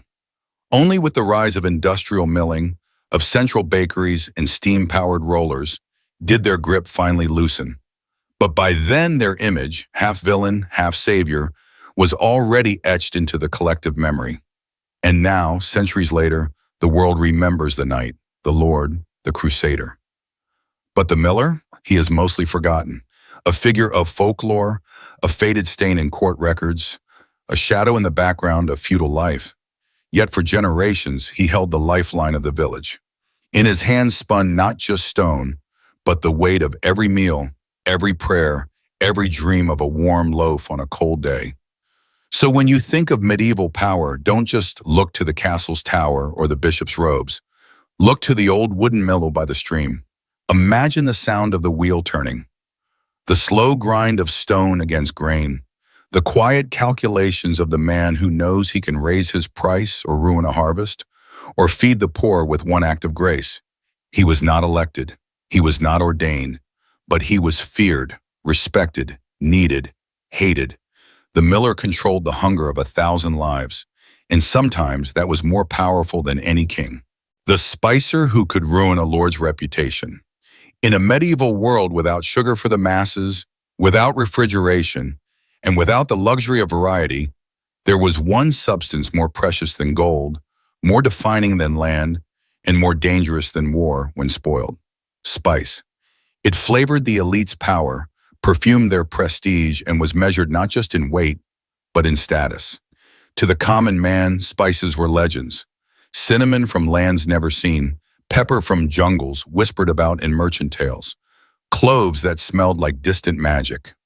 But to the nobility, spices were expected, essential. They were the punctuation in their feasts, the proof of their reach, their taste, their standing. And at the center of this fragile illusion stood one person, the spicer. Quiet, rarely seen at court, and often dismissed as mere merchant. Yet he held a secret knife to the throat of aristocracy. Because one subtle lie, one diluted bag, one shipment cut with ash, bark, or beet husk, and a feast designed to impress could collapse into scandal. And when a noble lost face, it wasn't just embarrassment, it was social collapse. The medieval spicer was not just a seller of exotic goods. He was a curator of illusion, a chemist of prestige, a manipulator of expectation. His wares came from across oceans and deserts, by camel caravan from the Moluccas, by galley from Alexandria, by overland merchant chains that snaked through danger and deceit. But by the time the spice reached the European marketplace, its journey was forgotten. What remained was the price, the aroma, and the unspoken promise that it was pure. A nobleman preparing a feast for foreign dignitaries or staging a wedding for his heir needed perfection. The saffron must bloom gold. The pepper must sting sharp. The nutmeg must declare wealth with a single whiff. And if the dishes failed to astonish, if the guests whispered that the flavors were thin or strange, the damage was permanent. Not to the chef, not to the cook, but to the host. Because in those days, to serve dulled spice was to confess weakness, and the spicer behind the curtain was the invisible hand that could orchestrate it all. Spicers were trusted and feared. Their shops were vaults of power, their ledgers laced with secrets. They dealt not only in grams and powders, but in whispers. A lord's reputation could rise on a chest of perfect cardamom, or fall on a bag of sawdust-laced ginger. Some spicers were scrupulous, guarding their reputation with almost religious zeal. Others, especially in lean years, became artists of deceit. Peppercorns mixed with dried berries, cinnamon bark bulked out with local wood, saffron stretched with marigold. These were not accidents. They were economic weapons. The spicer knew that most noblemen couldn't tell the difference until it was too late. And when it was too late, the consequences were deadly serious. In court circles, failure was fatal.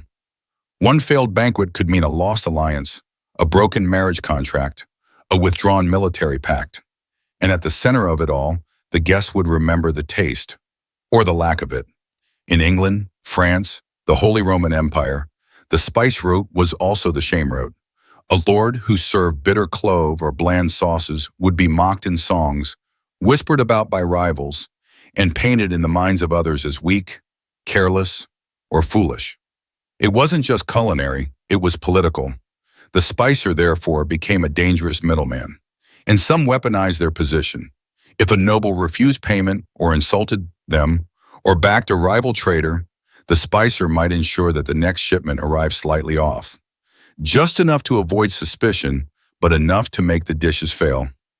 Or worse, the spicer might subtly shift loyalties, selling his best spices to that lord's enemy. In a world where food was public theater, this was a kind of war. A well-timed shipment to the rival's feast could make a baron look magnanimous and powerful, while the original patron served bland fare and stale bread. The consequences could echo for years. Historical records from 13th century Burgundy show that noble households filed formal complaints against spicers who shorted deliveries. In London, guilds were formed not just to regulate quality, but to protect merchants from violent retribution. A lord whose feast collapsed might send men to rough up a spicer, or worse. Spicers traveled with guards. Their shops were often locked tight behind iron bars. Some vanished mysteriously, especially after politically charged banquets. Others were rewarded handsomely by grateful nobles who saw the spicer not as a tradesman, but as an architect of public image. There were also cases of bribery. A rival lord might quietly pay off a spicer to subtly ruin a feast, introducing inferior spices just once, enough to spark gossip. The spicer would claim innocence. The damage would be done. Reputation in medieval nobility was a fragile thing. Unlike titles or wealth, reputation moved through rumors, impressions, gestures. A ruined dish at a feast meant the host did not control his own household. And in an era where leadership was performative, that one impression could cost him vassals, allies, or invitations to greater courts. The Guild of Spicers in London, established before the apothecaries split off in the 1400s, recognized this. Their members were held to high standards, but beneath that lay the truth. The guild kept order because disorder could end lives. A disgraced noble might take his revenge not with words, but with sword. So internal regulation, record-keeping, and testing became tools of both quality and survival. But those who operated outside the guild, on the fringes, those spicers who worked in back alleys or ports, they thrived on ambiguity. Sometimes they were the only ones who could get what a nobleman needed on short notice. And with that power came danger. Even royalty was not immune. In the courts of Spain and Italy, monarchs kept personal spice masters, men tasked with sourcing, testing, and safeguarding their collection. These were not chefs. They were guardians of reputation, and their enemies were often other spicers, other lords, foreign agents. It is rumored that during the feasts of the Avignon papacy, rival factions tried to sabotage each other's dishes through manipulated spice shipments. To ruin a bishop's banquet was to weaken his claim, and the only thing standing between triumph and disgrace was the spicer, either loyal or bought. And so in a time when food meant more than sustenance, when a feast was as political as a battle, the spicer walked the razor's edge. He was the keeper of the rare, the handler of the precious, the unseen puppeteer of public esteem. And with every shipment, every measure, every silent decision to dilute or deliver, he held power few understood until it was too late. So the next time you taste something rich and foreign, remember the hands that carried it, through deserts, wars, oceans, and finally to the hands of one spicer. A man with a scale, a ledger, and the quiet ability to build or destroy reputations, not with poison, not with blade, but with a spoonful of false saffron. In the theater of medieval power, he did not speak, but every nobleman knew. If the spicer failed you, the world would notice. The Fletcher who supplied the kingdom's war machine. They were never knighted, never named in royal chronicles, never celebrated in stained glass or carved into cathedral stone. Yet without them, the most powerful kings in history would have fallen to their knees. Battles would have ended before they began. Entire wars would have collapsed into silence. They were the Fletchers, makers of arrows, unseen architects of destruction, whose hands, though calloused and inkless, rewrote history in feather, wood, and steel. In the medieval world, war was not won by swords. Swords were symbols, expensive, personalized, rare. But the true engine of a medieval army, especially in England and parts of northern Europe, was the longbow. And the longbow was only as deadly as the arrows it unleashed. A single archer might fire hundreds in a day. A single battle could require 500,000, and each of those arrows had to be handcrafted, fletched, tested, and bundled, often weeks or months in advance. The quiet fire powering this industrial heartbeat was the Fletcher. Every arrow was a calculation of its shaft had to be straight and balanced, usually ash or poplar, sometimes imported yew if local supplies ran thin. The head had to match the purpose, bodkin points to pierce armor, broadheads to tear flesh, barbed tips to make wounds unclosable. And the feathers, 3 to a shaft, had to be cut from specific wings, often goose or swan, aligned at precise angles to ensure a deadly spin in flight. Too loose and it would wobble, too tight and it would slow. The Fletcher knew all this not from books, but from craft. This wasn't art. It was war mathematics, measured in blood. But the Fletcher's world wasn't clean or glorious. It was dark, choked with wood dust, and reeked of pitch and sweat. Hours passed hunched over grinding stones, wrapping hemp thread, boiling glue made from hide and bone. A royal order could demand thousands of arrows in days, and if the delivery was late, soldiers would die. Kings did not forgive supply failures, especially when the fate of their throne depended on it. During the 100 Years' War, Fletchers were summoned across England like weaponsmiths before a siege. Edward III's campaign in France demanded an unthinkable number of arrows. For the Battle of Crecy alone in 1346, estimates suggest over 500,000 arrows were fired. The English longbowmen decimated the French cavalry, not because of sheer numbers, but because the Fletchers had delivered. Behind the thunder of archery was a tidal wave of human labor, unpaid overtime, and fingers worn raw from binding shaft to head. The victories of Agincourt and Poitiers owe as much to them as to any general's tactics. And yet, who were they? Most were anonymous craftsmen tucked in cramped workshops, often working alone or in small guilds. They lived close to the forests, not to the castles. Their families inhaled sawdust. Their children helped gather feathers. They were not invited to court, but they received royal contracts, signed under wax seals and written in urgent, blood-thick ink. Some were paid in coin, others in grain or exemption from taxes, but many were forgotten as soon as the arrows left their hands. Their role extended beyond just making. They understood battle needs better than many noblemen.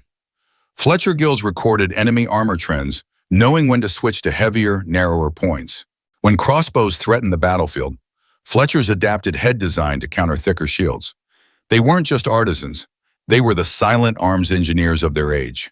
And still, their names vanished. Their anonymity was deliberate. Fletchers were both essential and expendable. If one failed, another could be pressed into service. But if they all stopped, the war stopped. That gave them a kind of invisible leverage, and the crown knew it.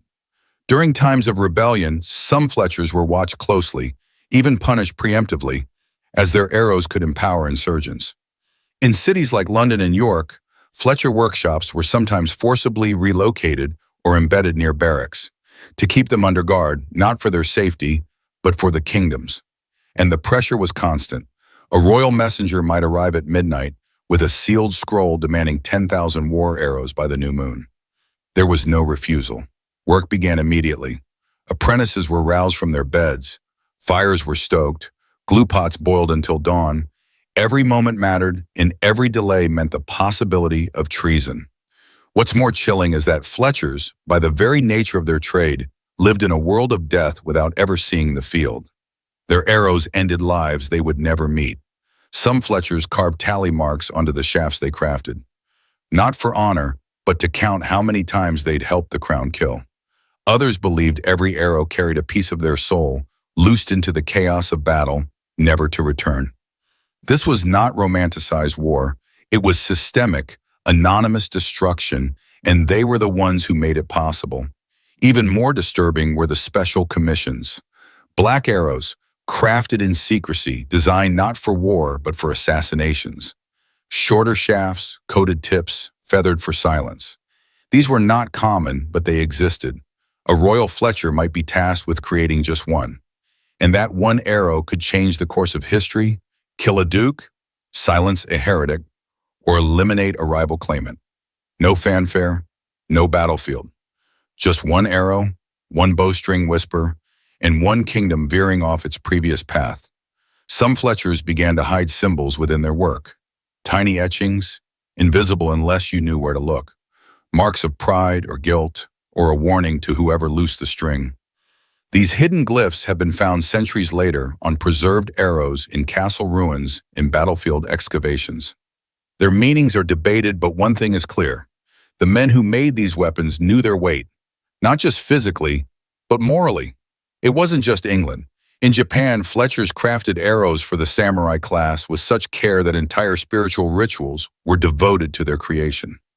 In the Islamic world, the crafting of arrows was considered a sacred task in some traditions, and master Fletchers were both feared and revered. Across every culture where archery was a weapon of war, the same pattern emerged. The archer was honored, the target remembered, but the Fletcher was forgotten. Yet nothing flew without them. Nothing pierced without their hand. Behind every shot that shaped a nation, behind every charge halted mid-gallop, was a room in some village where a man with splinters in his palms was cutting feather from bone and murmuring curses over warped shafts. He wasn't in the history books, but he was in the dirt, in the blood, in the silence after the volley. And when the wars were done, when the treaties were signed and the swords sheathed, the Fletchers returned to their benches. Not to glory, not to medals, but to orders for hunting arrows, ceremonial gifts, or practice shafts for young squires. The war machine no longer needed them, until it did again. So the next time you hear of a famous battle, a heroic archer, or a king who won the throne by bow and blood, remember the ones whose names were never recorded, the ones who made the weapons but never fired them, the Fletchers, the quiet makers of death, the forgotten engineers of victory, the kingdom's most silent power. The reeve who could ruin your entire harvest. In the rigid lattice of medieval life, where every person's fate was entwined with the land, there existed one man who was not born a noble, yet could destroy a peasant's life with a nana, a ledger entry, or the swing of his mood. He wore no crown, commanded no army, and rarely carried a weapon, but his power was absolute in the places it mattered most. He was the reeve. And for those who lived and died by the harvest, the reeve was both overseer and executioner. He knew every ox, every bushel, every furrowed acre, and with that knowledge came terrifying authority. For in a single season, he could shatter a family's stability, ruin a year's worth of toil, and render a peasant not just penniless, but homeless. A reeve, in historical terms, was a man appointed, usually from among the peasants themselves, to manage a lord's estate. That meant he oversaw the work of other villagers, ensured rents were collected, land was plowed, crops were sown, and dues were paid. He was both a bridge and a blade, a commoner who served the elite, yet ruled over his own neighbors with the legal backing of the manor court. In theory, the reeve was meant to be fair, an agent of order, a protector of agricultural balance. In reality, that position invited corruption, favoritism, and quiet tyranny. Imagine being a peasant in 14th century England. Your family's survival depends on a narrow strip of land granted by the Lord, tilled and worked under strict expectations. Your labor is tallied, your yields recorded, your obligations enforced, not by a distant noble, but by the reeve, a man who lives on your street, whose eyes track your every move. You rise before dawn, back bent under tools, dirt in your teeth, praying the weather holds. But none of that matters if the reeve says you've fallen short. One accusation of skipped labor service, of unpaid dues, of encroaching on the Lord's land, and you could find your small holding confiscated, your thatch roof torn down, your tools seized. Worse, the reeve could redirect essential resources like oxen or plows away from your plot, slowing your planting season. He could assign you the worst field, the shallow soil, or keep you working longer days while sparing his favorites. Even something as small as assigning the wrong sowing order could delay your crop just long enough for it to fail. And that failure?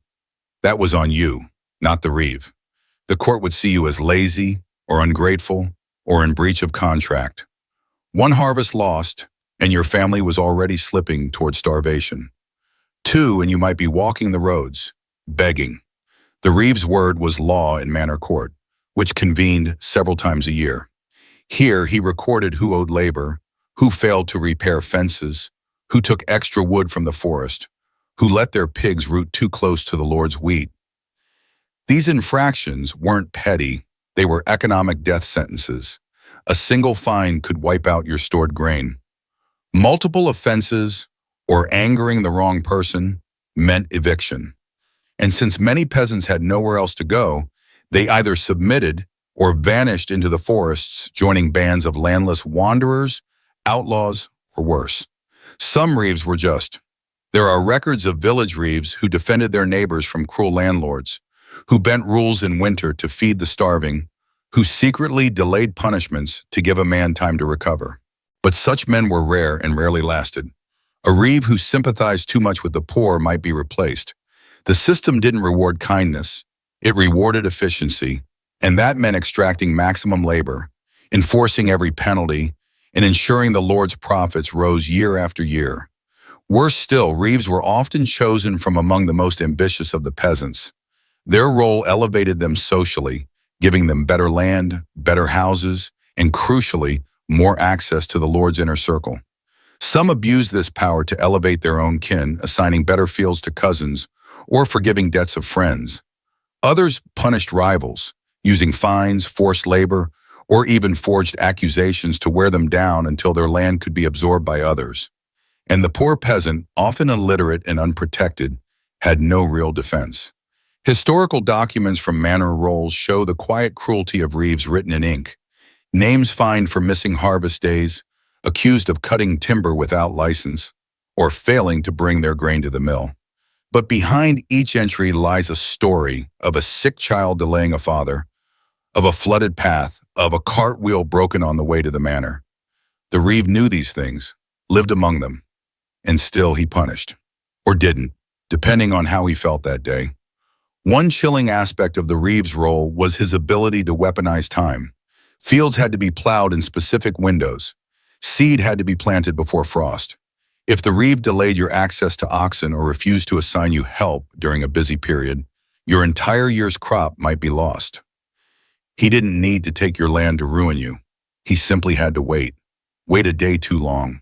Or send a summons while you were still reaping. The earth does not wait. Neither does weather. But the reeve did, and he knew exactly when not to. In larger manors, multiple reeves worked together, forming a kind of bureaucratic hierarchy under the steward. But in smaller villages, a single reeve could rule like a quiet tyrant for years. And because he was technically of the people, his crimes went unspoken. If a noble was cruel, it sparked outrage. If a reeve was cruel, it was just seen as a neighbor being difficult, a man doing his job. The machinery of peasant oppression didn't require soldiers or swords. It required men like the reeve, hidden in plain sight, wielding ruin through records, tasks, and quiet denials. Even when the position of reeve rotated yearly, an effort in some manors to prevent corruption, the damage was done. One bad reeve could destroy a man's livelihood, set in motion a chain of debt, ruin, and exile. Families remembered. Old men told stories of the reeve who stole their best pasture, who fined them when their wife was in labor, who gave their timber quota to a rival. These memories passed down in silence, not as rebellion, but as bitter truths, warnings whispered beside the fire. And when revolt finally came, like during the English peasants' revolt of 1381, it wasn't just kings and bishops who were attacked. Many reeves, caught in the crossfire of rage, were dragged from their homes, their records burned, their bodies punished by the very people they once controlled. For the reeve wasn't just a symbol of oppression. He was its face, its voice, its handwriting in the margins of every broken life. So when you imagine the medieval world, don't just picture the swords and cathedrals.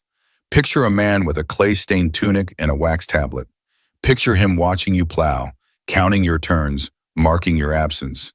Picture the fear that settled in your bones when he knocked on your door. Because in his hand was your future, and all he had to do was frown, and the earth itself could turn against you. That was the reeve, and for the peasant, he was more dangerous than war, more permanent than famine. He could ruin your entire harvest, and no one would stop him. The glassblower who shaped how people saw the divine, long before the age of printing presses and mass literacy, before the pages of books were commonplace, the majority of people in medieval Europe lived in a world where stories, laws, and sacred truths were communicated not through words on paper, but through light and color. The great cathedrals, those towering marvels of stone and faith, were more than just places of worship. They were the living, breathing classrooms of a largely illiterate population. And at the heart of this luminous education was a craft both delicate and monumental: the art of glassblowing. Glassblowers were not merely artisans shaping molten sand into fragile shapes. They were the unseen theologians, the visual storytellers who translated the complex and often inaccessible Bible into radiant mosaics of color and light. Stained glass windows were the Bible for the poor, the sermon for those who could not read, and the very language through which the divine spoke to everyday souls. Imagine a medieval village where few could read a single letter, where even the simplest prayers were mysteries. Into that world, the cathedral rose, a kaleidoscope of storytelling, where every pane, every figure was a lesson etched in light. Scenes from Genesis, the Passion, the lives of saints, all depicted in vibrant blues, reds, and golds, casting kaleidoscopic shadows that danced on stone floors and awestruck faces. And these stories were made possible by the skill of the glassblower, who controlled fire and furnace with precision, turning raw materials into the sacred windows through which God's message was delivered. The process was as challenging as it was beautiful. Molten glass had to be gathered on a blowpipe and inflated into thin sheets, each tinted by mixing in metal oxides: cobalt for blue, copper for green, gold for red.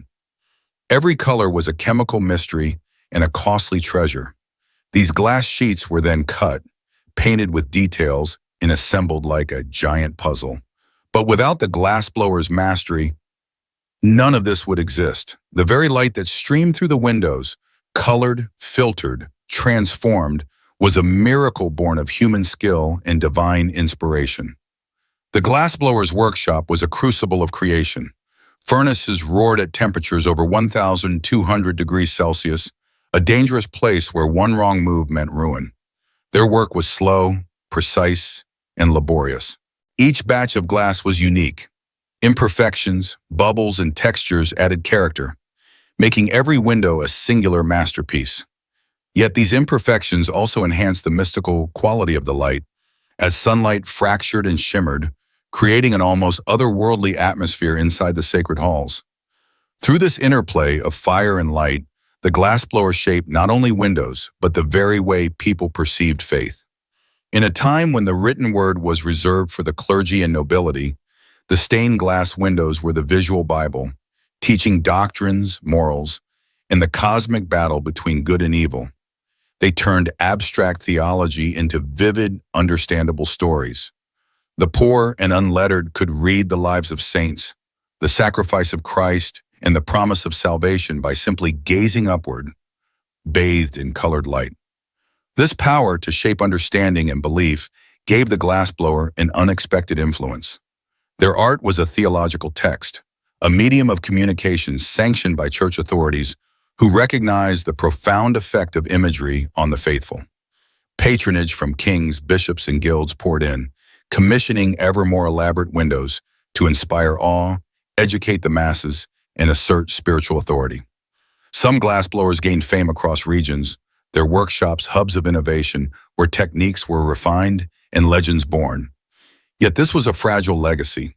Wars, iconoclasm, and natural disasters destroyed many of these windows over centuries.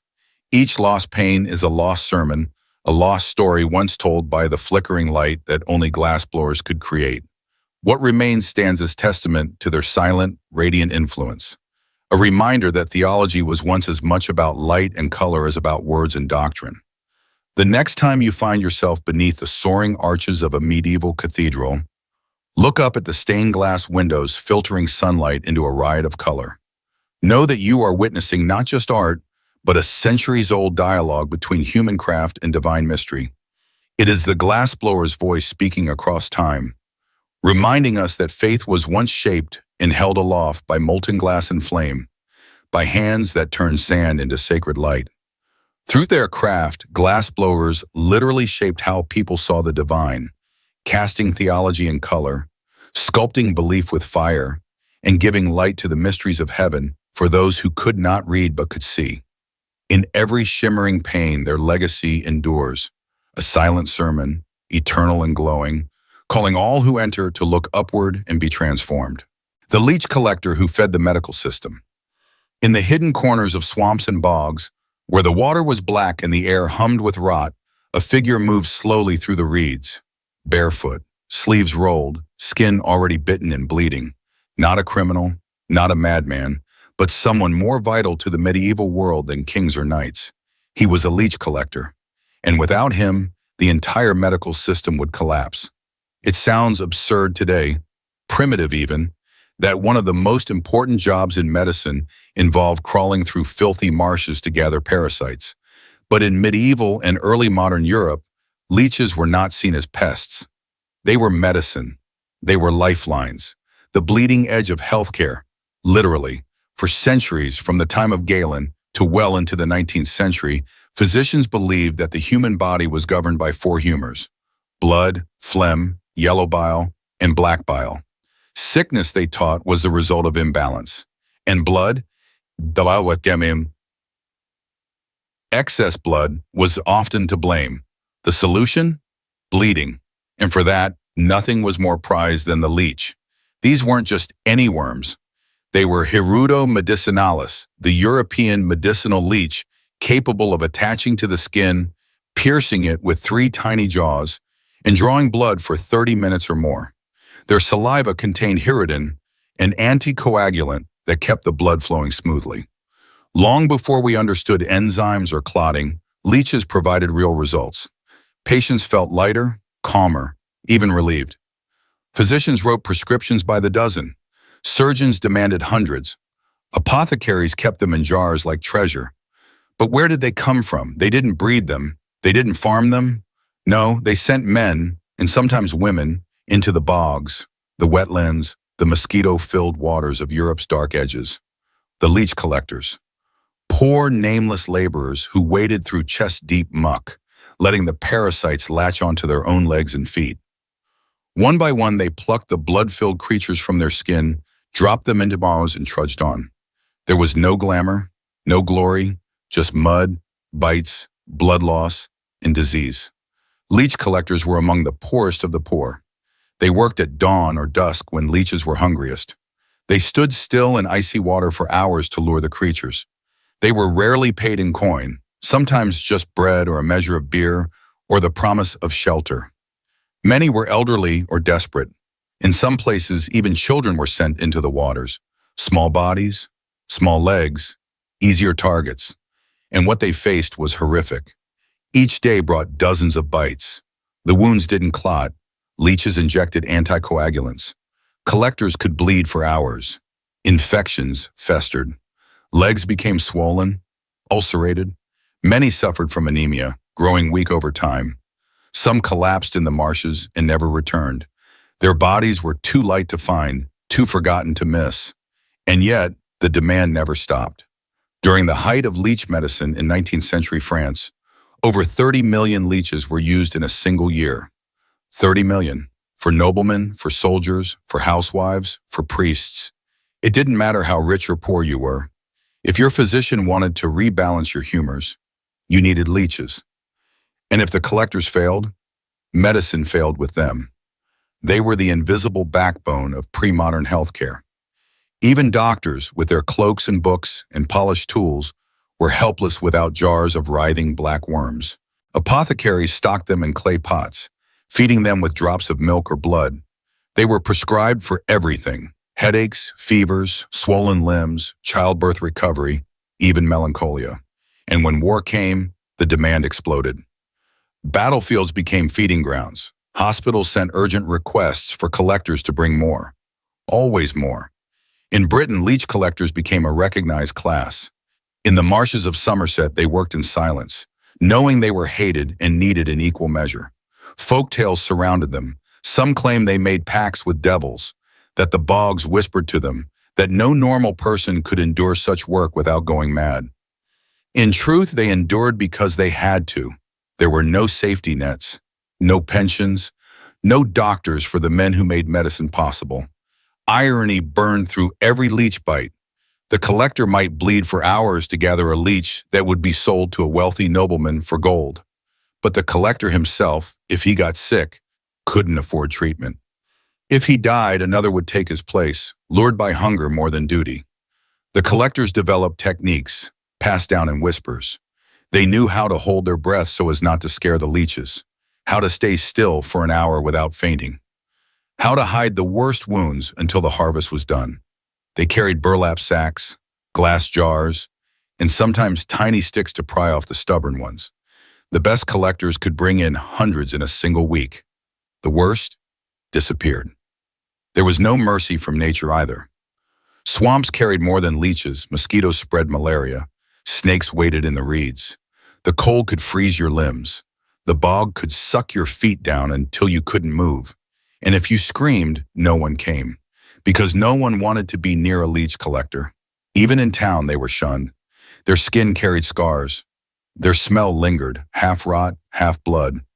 They were reminders of suffering, walking metaphors for pain.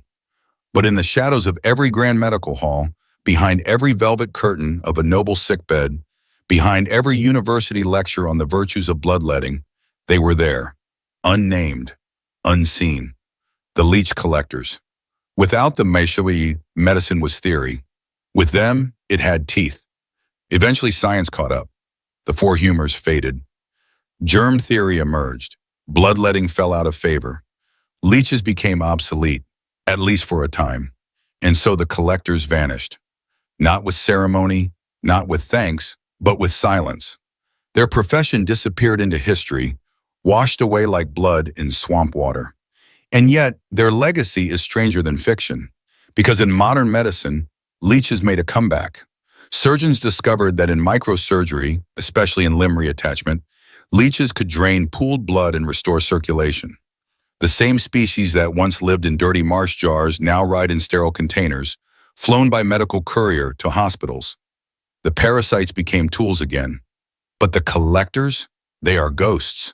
No statues stand in their name. No books record their stories.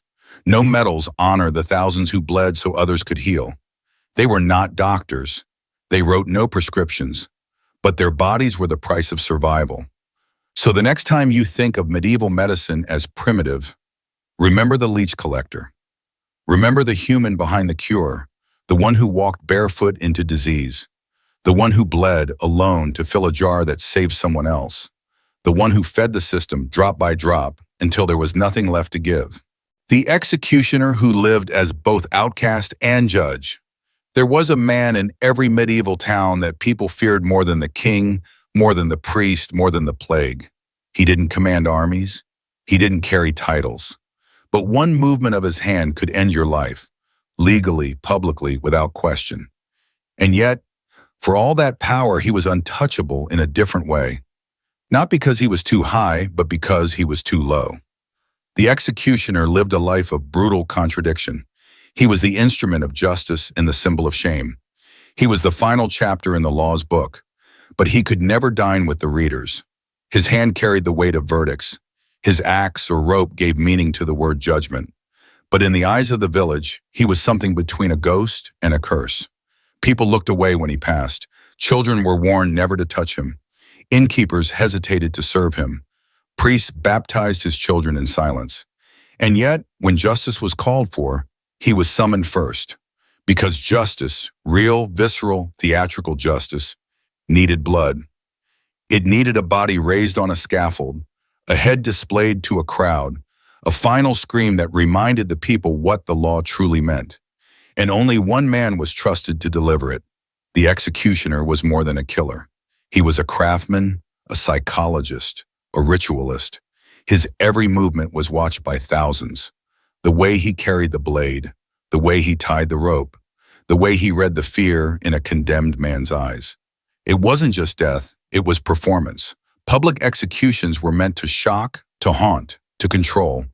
A poorly executed death could turn the crowd against the authorities. A clean, quick one could seal their dominance.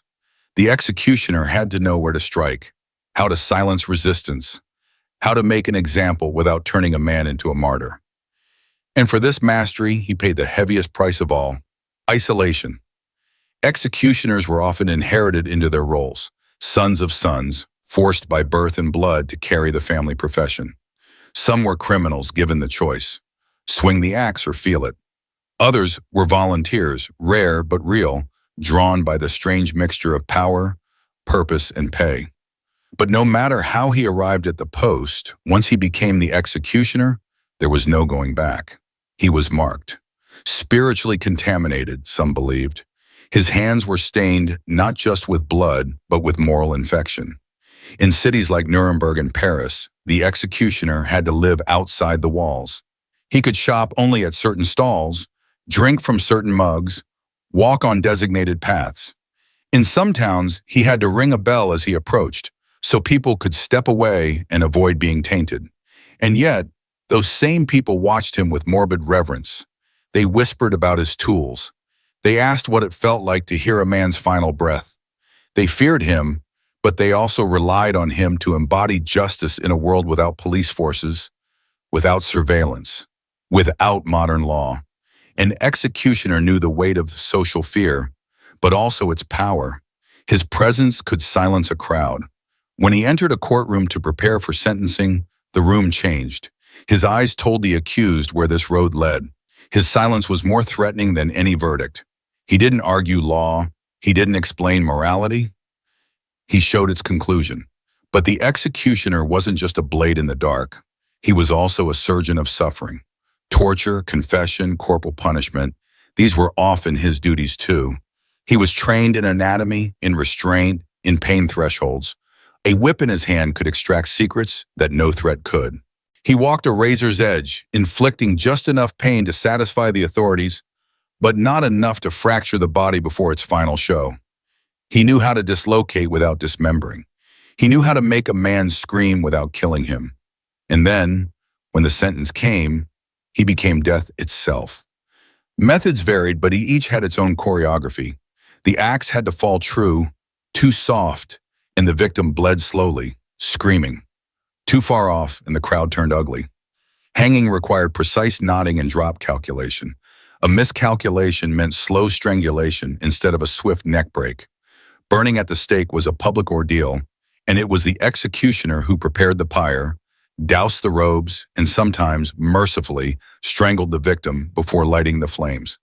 Each act was judgment manifest, brutal, religious, political, and every citizen watching knew, this could be me, but even power comes with cost. Executioners were often denied burial in churchyards. Their families lived in the margins. Daughters struggled to marry. Sons carried the mark of disgrace, even if they rejected the profession. And yet, some executioners found strange respect. In certain cities, they became arbiters of truth. Their knowledge of the body led them to act as healers in emergencies. Their understanding of fear made them counselors to magistrates. Their isolation turned them into myth. People said executioners could curse with a stare, that they spoke with ghosts, that their nightmares bled into the waking world. The paradox only deepened during times of political unrest. During revolutions, uprisings, and wars, the executioner became a weapon of the state. Names were read, heads rolled, and the crowd cheered louder than ever. But when power changed hands, the executioner often paid the price. Some were executed themselves, blamed for the cruelty they carried out under orders. Others disappeared, fleeing cities that now hated what they had once cheered. And still others adapted, changing allegiances, sharpening their blades for new rulers. But beneath the blood and ceremony, there remained one truth. The executioner was never truly free. Not spiritually, not socially, not even in sleep. He carried with him the last words of every man he killed. He remembered the smell of burning hair, the wet crack of bone, the eyes that stared up as life vanished.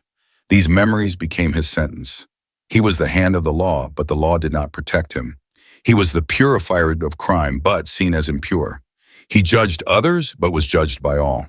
So next time you read of history's executions, of scaffold speeches, of trembling kings, of peasant rebels turned to ash, remember the figure behind the blade, the man in black, neither villain nor hero, who carried out justice while being punished for it, the one who took orders, took lives, and in return was given nothing but silence. Not quite man, not quite monster. The executioner was a paradox carved into history, a soul who delivered judgment to the world while forever standing outside it.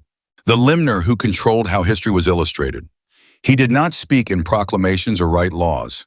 He held no sword, no seal, and signed no treaties. Yet what he painted became truth. The limner, the artist scribe of the medieval and early Renaissance world, was more than a painter after. He was the eye of history, the final editor of perception, the hidden hand that decided how the future would see the past. With a flick of pigment, he could immortalize a noble's false virtue, erase a scandal, invent a symbol, or distort a face, and what he created, the world believed. In an age when literacy was rare and photography did not exist, what people saw was what they knew, and what they saw was decided by the limner. He worked in monastic scriptoria, in royal courts, and in the dim corners of noble manors, hunched over parchment and vellum under candlelight. His brushes were fine as needles.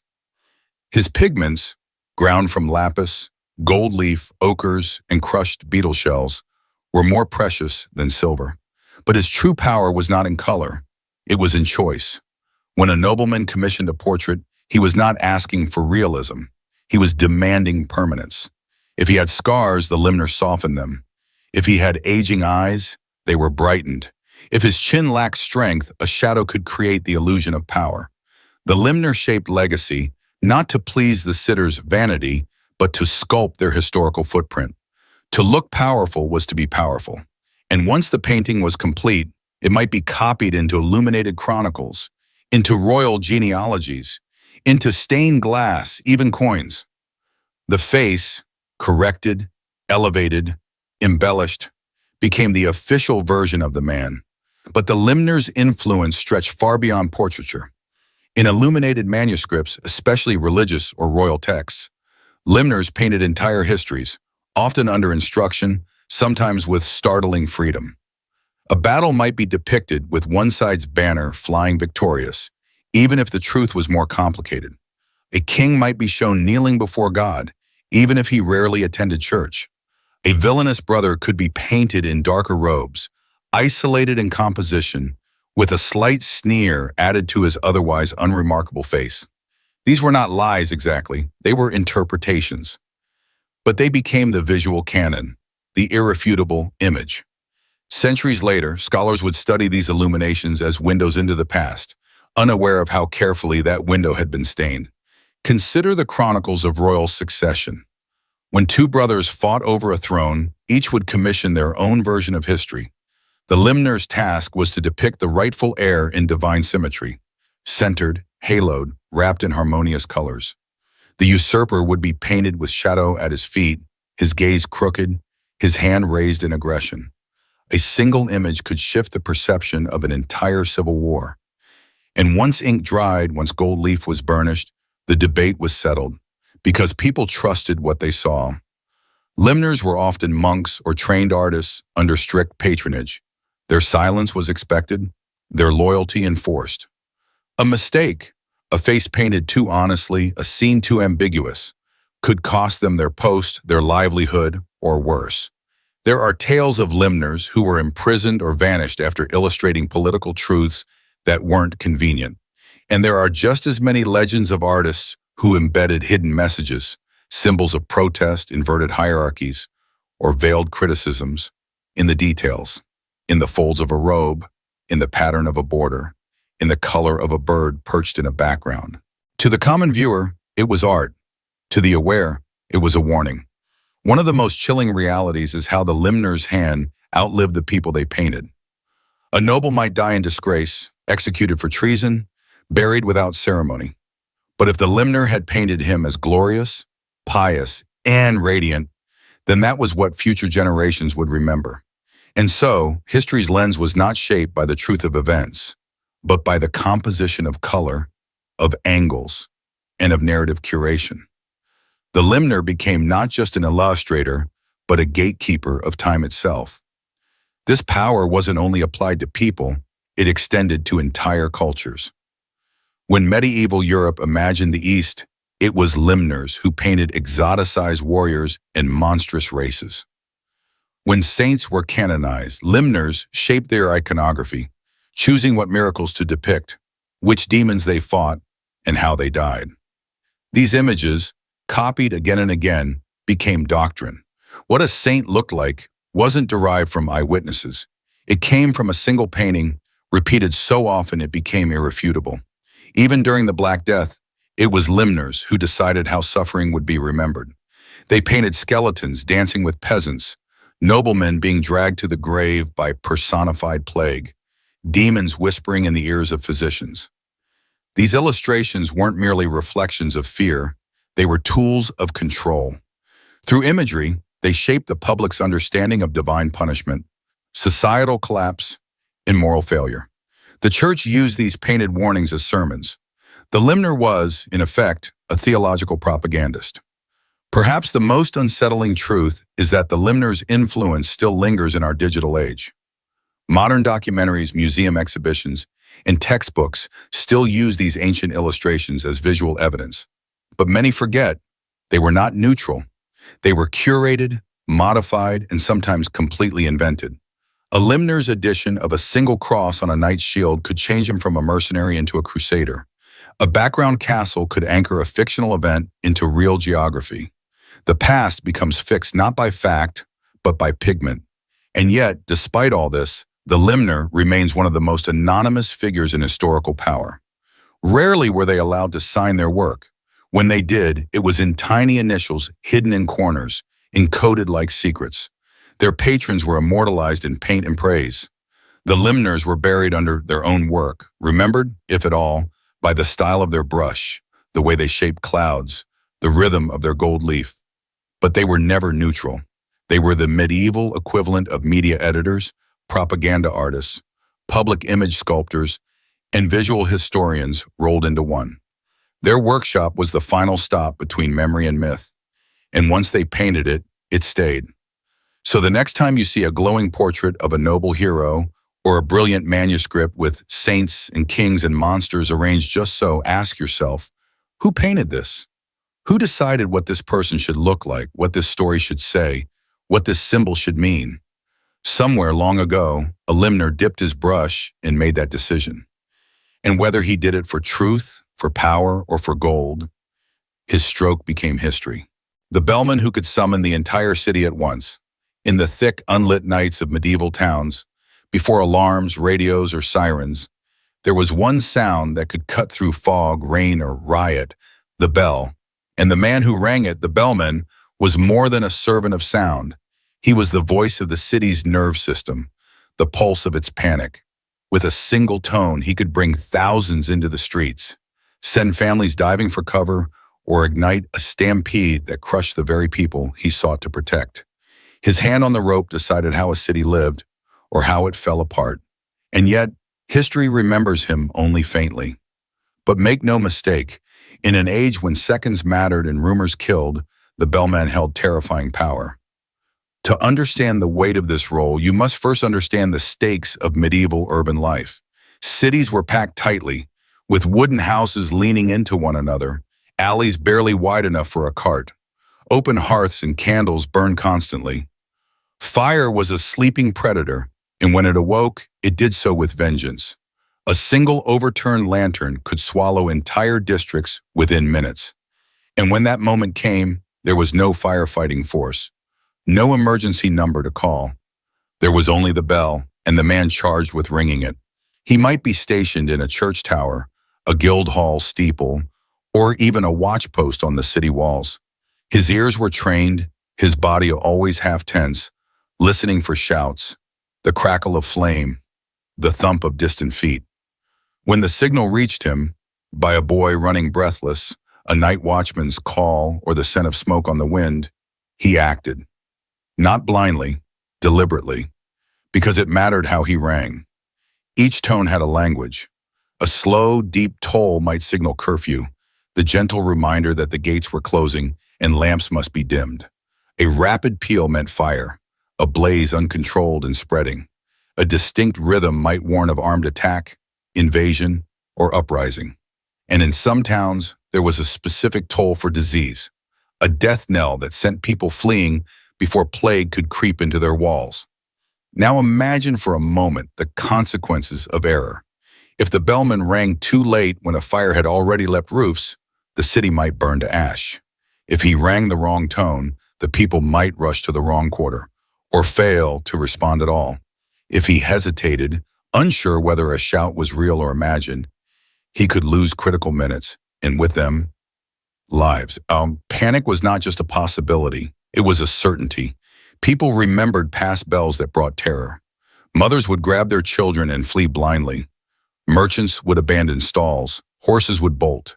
In tightly packed streets, it only took one misstep, one fall, for stampedes to erupt. And when they did, the bellman could do nothing but keep ringing, louder, faster, more frantically.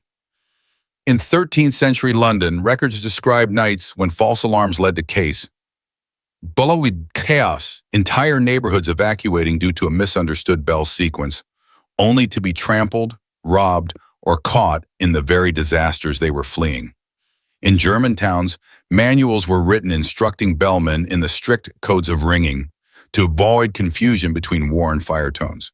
Because one summoned weapons, the other summoned buckets. The difference meant life or death, not just from the threat, but from the response. But the bellman's power wasn't limited to disaster. He also controlled silence. At curfew, it was his bell that told the city to stop, to shutter shops, to extinguish lights, to return home. After the last toll, anyone caught outside without cause could be arrested, fined, or worse.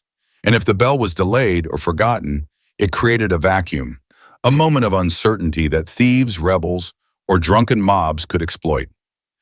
During political unrest, the bellman's neutrality was critical, but not always reliable. In some cities, rebellious factions bribed or threatened bellmen to ring early, late, or not at all, throwing rival militias into disarray. During the Peasants' Revolt of 1381, bells summoned not safety, but insurgency. In towns across Europe, the first sound of revolution was not a trumpet, but a bell rung deliberately off schedule. And still, through all this tension, the bellman was expected to remain invisible. A servant. He was not honored, often not even named. His bell tower was his world, his isolation chamber, his prison and pulpit. He lived above the city, but rarely among it. Sometimes he was deafened by his own duty. The constant tolling, echoing against stone walls, made many bellmen partially or fully deaf within a few years. Some worked alone for so long that they spoke less and less, their lives becoming a series of silent vigilances, waiting for the next crisis. And yet, he was trusted with the city's greatest secret, timing. He could wake thousands, delay the close of a gate, start a war, or prevent one. His bell could halt a wedding, interrupt a trial, or send a criminal to the gallows. It announced births, deaths, feast days, and days of doom, all through his hand, his rope, his decision. The image we inherit from history is a quiet town crier or a distant bell, but the reality was more volatile. Cities trembled at the bell's call, not because they didn't trust it, but because they did. They knew it was the only warning they would ever get, and the man behind that warning is one of the most feared and silently respected figures they'd never meet. So imagine it now, the stillness of a medieval night, fog rolling through alleys, a fire catching in a bakery, a sentry shouting in the dark. The word races up the tower, and there in the cold, the bellman lifts the rope, his breath held, his hand ready. He chooses the signal, he begins to toll, and below, the entire city stirs, rushing, panicking, praying, because one man rang the bell, and nothing would be the same again.